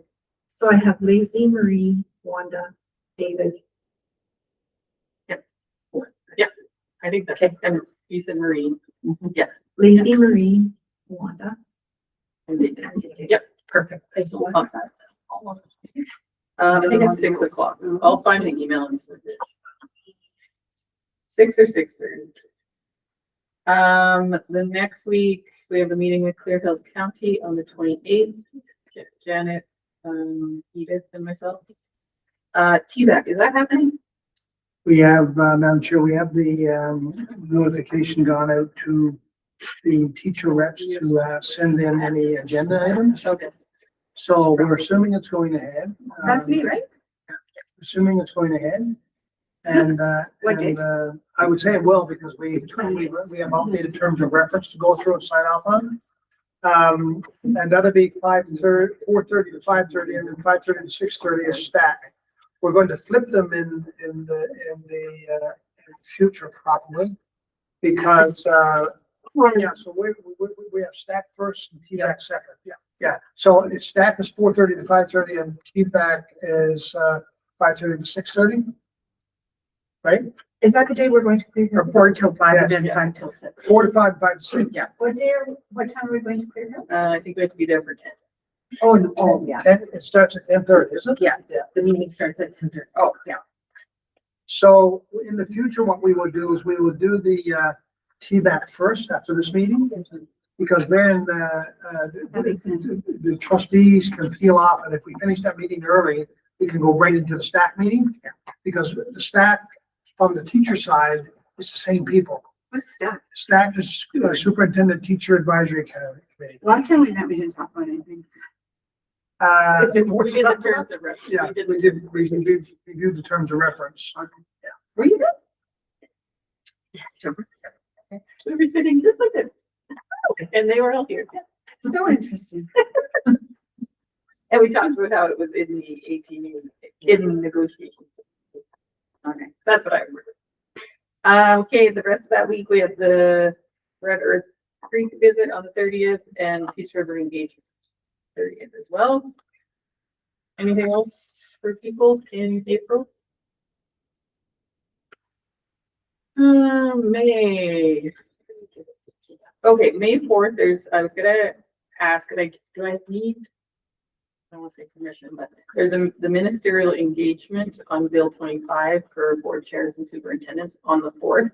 It is offered virtually and in person, and normally I just would prefer to do those virtually. This one feels different. It's all about Bill 25. The Minister of Education wants the whole day. Part of me wants to go in person. I don't know if I need to get a motion if I want to go in person. You're attending those meetings anyway, so I don't think. Okay, but would there be support for me going, I guess? I just don't like to spend money. Well, I would support it. Yeah, for sure. Okay. I will have to race back to be here for a budget meeting on the next morning, but that's something I'm gonna decide in the next day or two, but everyone's in support if I do go in person. Yeah. I don't think I'm gonna make a habit of it. And that one is really, that one for board chairs and And superintendents? superintendent. Yes, I think I'll join virtually because. I just feel like there's gonna be a lot happening in that room and Yeah, it feels different than the other. yeah, that makes sense. I'll join virtually and that way if I need to sort of Yes. shift a bit to get ready, because we do have the budget meeting next time round that takes the lion's share of that, but in the event that there's some Yeah. piece, I can be here in the building, so, yeah. So we don't think I need a motion? Okay, perfect. And then we have the budget meeting the 5th at 9:30. Anything else? I'm working a casino the 7th and 8th. Oh, 6th is trustee tours. Oh, okay, so we haven't talked about tours. Do you want to just talk about them as we're going? So trustee tours, the last time there was a conversation around this, I think some trustees had indicated that perhaps the next round of tours would be best down in the West End schools, if for no other reason than to, alert people that board is interested in what's happening in these regions, in these schools in that region. And so the question becomes what schools that they, and one question is it the intention and desire of the board to visit the colony schools as well? So if that's the case, Edith, I'll just say, we'll probably. Not just one person, you could ask everyone. So, yeah, so everybody is, when we do the tours, we're doing the 3 colony schools as well. Is that what everyone would High like? Street College School, we're talking about that one. Very good. Yeah, no, I'm not, well, that would be 4, but, Well, one of the 3 Bear Canyon Great and. Clear now and. Oh, not on the same day, it's. No, no. Oh my God, it's not a college school. Yeah, no, so I mean, the Hines Creek Colony School, I've never been there, it's sort of a. But it's not a true colony school because they're still supported by another colony, so we have an arrangement that is, I don't know that that would be the thing. to No, do. they're not standalone in that regard. So, Madam Chair, we'll get to work at the details of that, but let's try this on for a moment. If we're going to do the West End schools, including the 2 colonies, I think it will be more than ambitious if we're going to get, starting out in, say we start out in Bear Canyon, swing back to Minnow, to Cleardale Colony, and finish out in Worsley. Don't think you're going to get Hines Creek in that day. Yeah. You probably have to do Hines Creek with the Fairview schools. Does that make sense? Yeah, possibly, yeah, for sure. Yeah, I mean, you're not gonna, it'd be very uncomfortable day to try and do both, right? So now Bear Canyon, so we'll have to talk about timing to get there. And what we would probably also do is we reach out to Michelle Dober, who's the principal of that school. She could accompany us as well. We can arrange to meet with you and Michelle either at Minnow Simon School, or we can, maybe I was thinking to make sure we get it done for the full day. Maybe it doesn't matter, 6.5 doesn't matter. We can either start in Minnow, from which we go to Bear Canyon and then back to Cleardale, or meet at the gas station restaurant area there and mobilize from there and go out and then back to Minnow. We can work those details out a little later, but I think it's fair to say 4 would be, like, we're gonna be getting back to Cleardale Colony. Yeah. You're not gonna be in Bear Canyon, it's a 1-room school. So I can't see being there any more than a half hour, but there's a drive to get I there and think back. it's that, right? we weren't there. No, just a short visit. Exactly how long of a drive is it from Minnow? Half hour, 40 minutes? The Hines Creek Colony School is at the Hines Creek. No, no, the Bear Canyon. Sorry. Bear Canyon to Minnow. Half hour? Yeah, Yeah. say half hour, 40 minutes. So if we either start in Bear Canyon right at the beginning of the day, 9 o'clock, and head back, or we start in Minnow at 9 o'clock and then go to Bear Canyon and come back. Either way, I think we could probably get to Cleardale before lunch and after lunch to Worsley. As long as you're in Clearfield. Mhm. As long as you're at the colony for lunch. Yeah, Cleardale Colony for lunch. Cause we have nice meals. I think it might also be because we have swimming lessons, so hot lunch for the schedule was switched around a little bit, but I think there might be a hot lunch day at the school. To take part in hot lunch there, I don't know what the menu there. Sure. It's $5.50 a person. Yeah. Okay, so does the 6th, I guess, work for people? So we can work the details out, and so we'd have to, My kid does. if we're going to get, so what do people start? Do we start out in Bear Canyon? Or start out in Minnow Simons? I think so. What makes your life easier? It really makes little difference to me, so whatever. So it, be there at 9 o'clock, that would mean a pretty early day, or is that what the suggestion is, to be at 9? At 9? I would say you're gonna need a speed for 9. Well, it'd be no different in some ways than when you came Yeah. from to go to Napa for 9:15. So if we're going to be, so I guess to be at Minnow for 9 is a little easier than being at Bear Canyon for 9. So we could arrange for Minnow for 9. Then 9:45, we're on the way to Bear Canyon. You get there, it's 10:15, say 10:30, but we had a flat tire along the way. So 10:30, you're there for half hour is the maximum you're there for. So say by 11, you're mobilizing. yeah, you're not getting back to Cleardale then till just before lunch. So maybe we have lunch somewhere and then go to Cleardale right after lunch, 1 o'clock, and finish up the day in Worsley at 2, something like that. That makes sense? I would rather start early and. Yeah. I operate. I don't mind going to the far end to start either. Yeah, I don't. Okay, so we could start in, Like, it doesn't matter, just. yeah, so we figure that we can start at Bear Canyon then for 9 and work our way back. Yeah. Okay, so that's the first meeting for in May. Okay. If I could just make a little suggestion there, just knowing the school as I do, I would maybe recommend if we're gonna be there in the morning, perhaps we can be there for the morning assembly, because that's a big deal for the school, the way they do morning assembly. Yeah, in Minnesota? In Menlo, yeah. Yeah, it is. Yeah, absolutely. If we're going to start it at Minnow, they start their assembly around 8:45. We can find out for sure, all of the kids gather in the foyer. And then, any celebrations and it is a nice little thing that they sing, have a prayer, sing the anthem. It's nice. So we can work that detail and get that information to everybody a little later. Yep. Okay. How come we have a trustee school tour on the 13th? Yeah, we do. And another one on the 19th. We The do. 13th is as the zone 1. Which school are we doing? The a third- breakup of it, The or- 13th is as the zone 1 and 8, that's Edmund Park. Okay, Edmund Park and, so 13th is not going ahead, no. No. We'll find another date. Yeah. The 19th is The only another. thing we could probably do on the 13th would be like Grimshaw.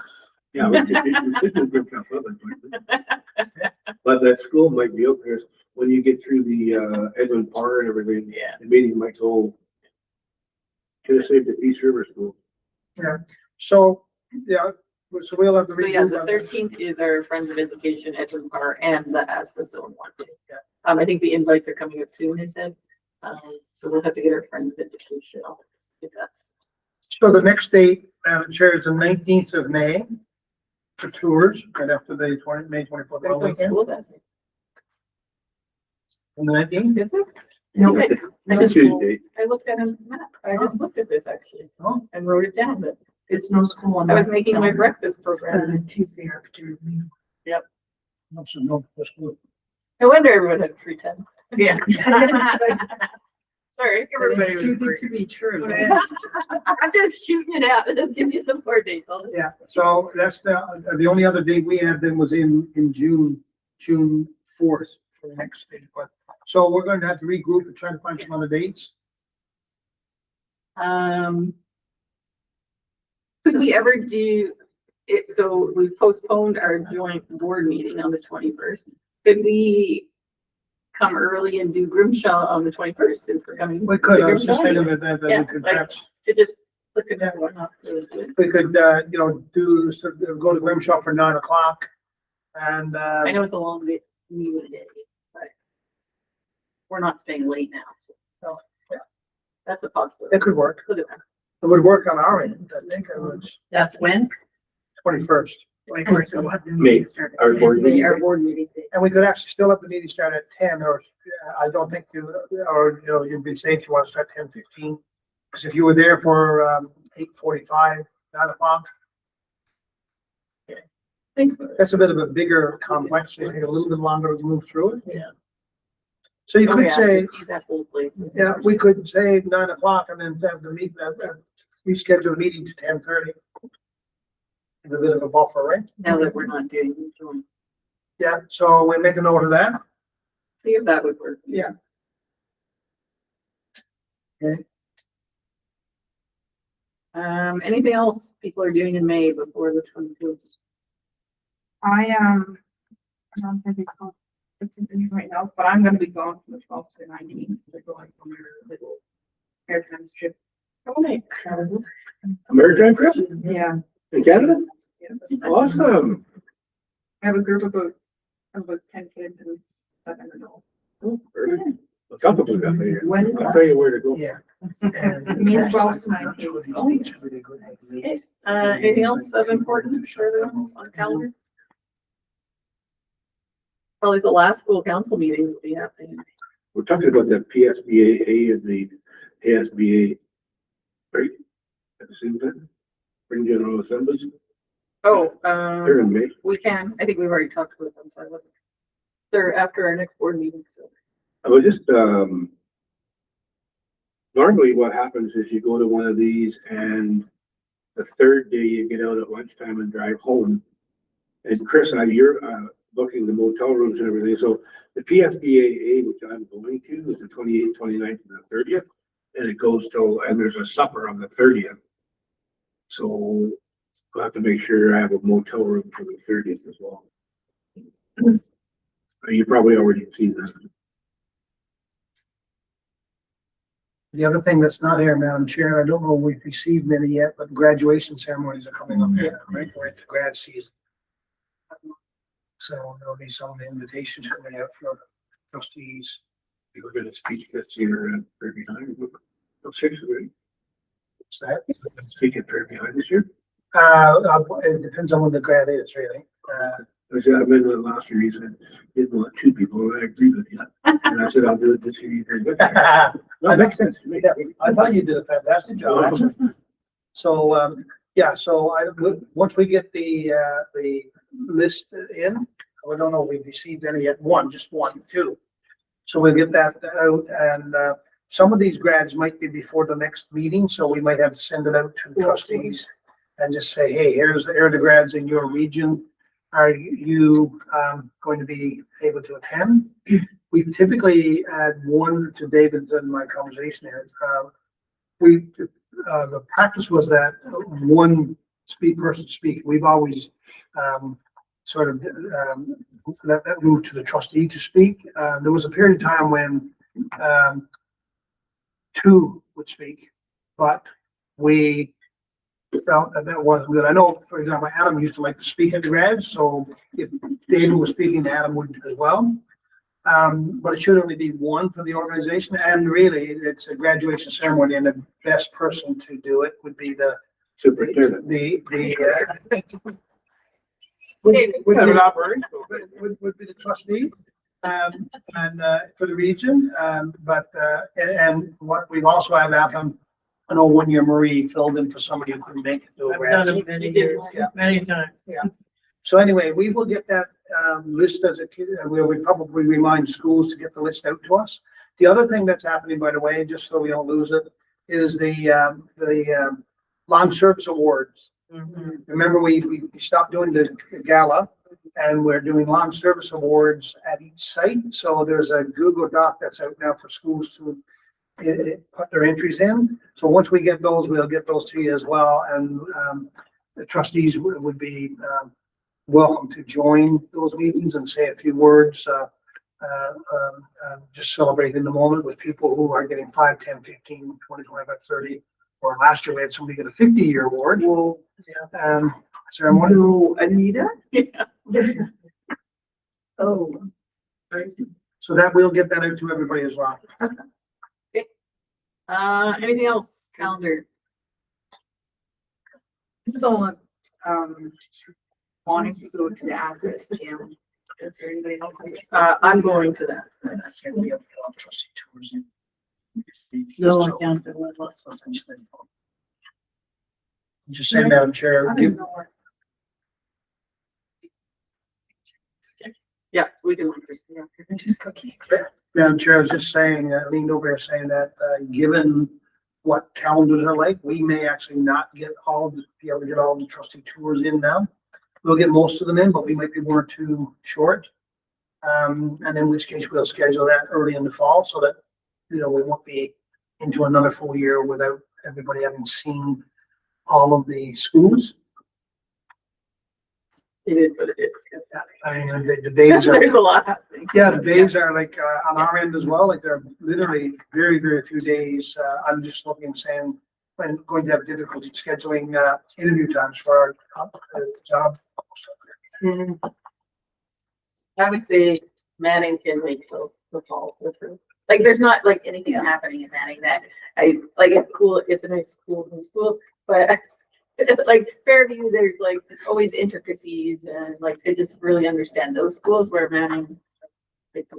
And Manning, and it'd be a real nice experience to go to Breaking Point. Yes, It is a absolutely. phenomenal. Yeah. It's when you go, that's a holy smokes. So Did I take a tour of the new school, Manning?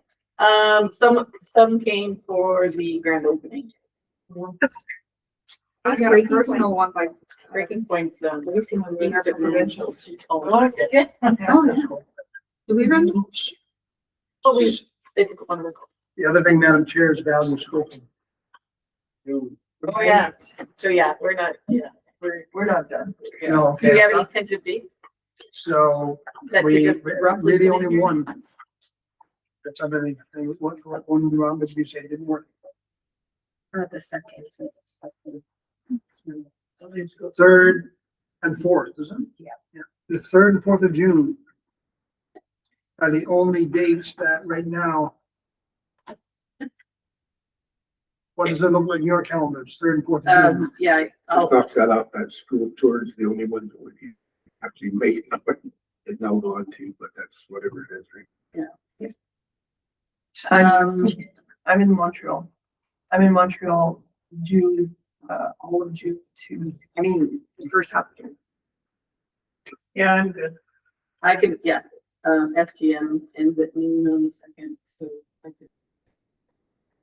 The only other time is possibly 23rd and 24th of June, but that's like really late and people like school administrators are into all kinds of other stuff. I don't think that will I don't think that. play it well. Can we leave value scope into the fall? We We talked can- about that, but then We won't have the value scoping report to update the capital plan in September. So for the value scoping, is that all the administrators for the Peace River School? All, and then- It depends what comes out of the engagement session. we bring a facilitator in, right? Yes. Who like runs it for like. And So it's a facilitates it, yes. Yeah, 20 people? 2020. Because of those 4 schools involved, but we might be have just a few more, but not a lot. So would we have 4 principals involved? Possibly, but it might be just 3. And then you have, this is one, somebody asked a question earlier, where you have municipalities involved, whether there would be representation from the municipalities and then government officials, board member. I just think, if it's looking like it's the 23rd, 24th, better than waiting to perform. Because value scoping isn't just one evening, is it? Or is it 2 full days. 2 full days?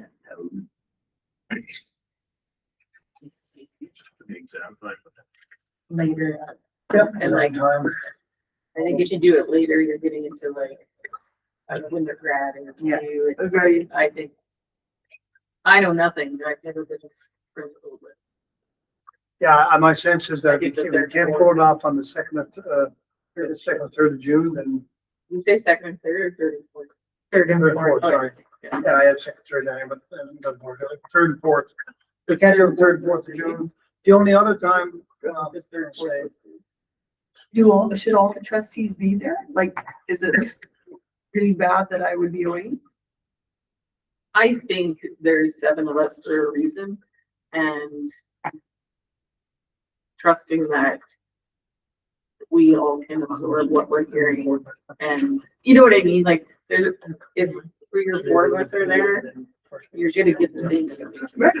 Right? Like that's always, like I missed, when we did our Fairview engagement, I missed that, and it was like one of those like the kid really had something important, and I'm trying to weigh it. And finally, I knew who was going. I knew Dave. Like I knew the people who needed to be there were there, and that I trusted. I had to trust my board that they were gonna do what they were going to do. Yeah. To bring back what we Because the fourth or third, fourth, or third. would be better than the late in June. oh yeah, late June Okay. is not feasible. Let's pencil it in, like not knowing it for sure. Well, I have to talk to the company who's gonna do the value scoping pretty soon and set it if we're gonna have it or not. So how many people are available for the 3rd and 4th of the guidance meeting? Okay, so there's 5 of us. Or 6. 6 of us. I think that's as good as we're gonna get. Yeah, because I really have to get a date. If we're gonna do this, I need to just, Do you need, a motion for that? Or to be our- yes, because I'm gonna enter into an agreement with somebody, so that would be helpful. Would someone like to? Yeah. To. To start the value scoping process? Yeah, to schedule value scoping in Peace River for June 3rd. Sounds good. Any other comments? All in favor?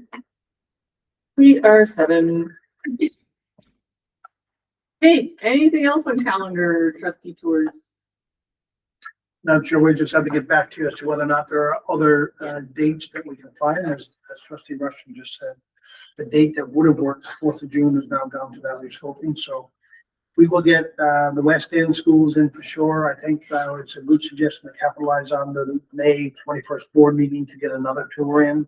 And maybe we might find another part of the day when we can pick up some other schools and well, the rest we'd love to do early fall. The only other option is we could do a June board meeting road trip and have it in. Yeah. Or Christmas. Yeah, to do that. We could take one of those beautiful school buses of ours and have the board Yeah. meeting right on the school bus. Just throw that in. We don't have Wi-Fi. On the bus? I got a Starlink too. Uh, Okay, anything else? There is nothing pulled, right? This is an anomaly. Can I have a motion to adjourn? Oh my gosh.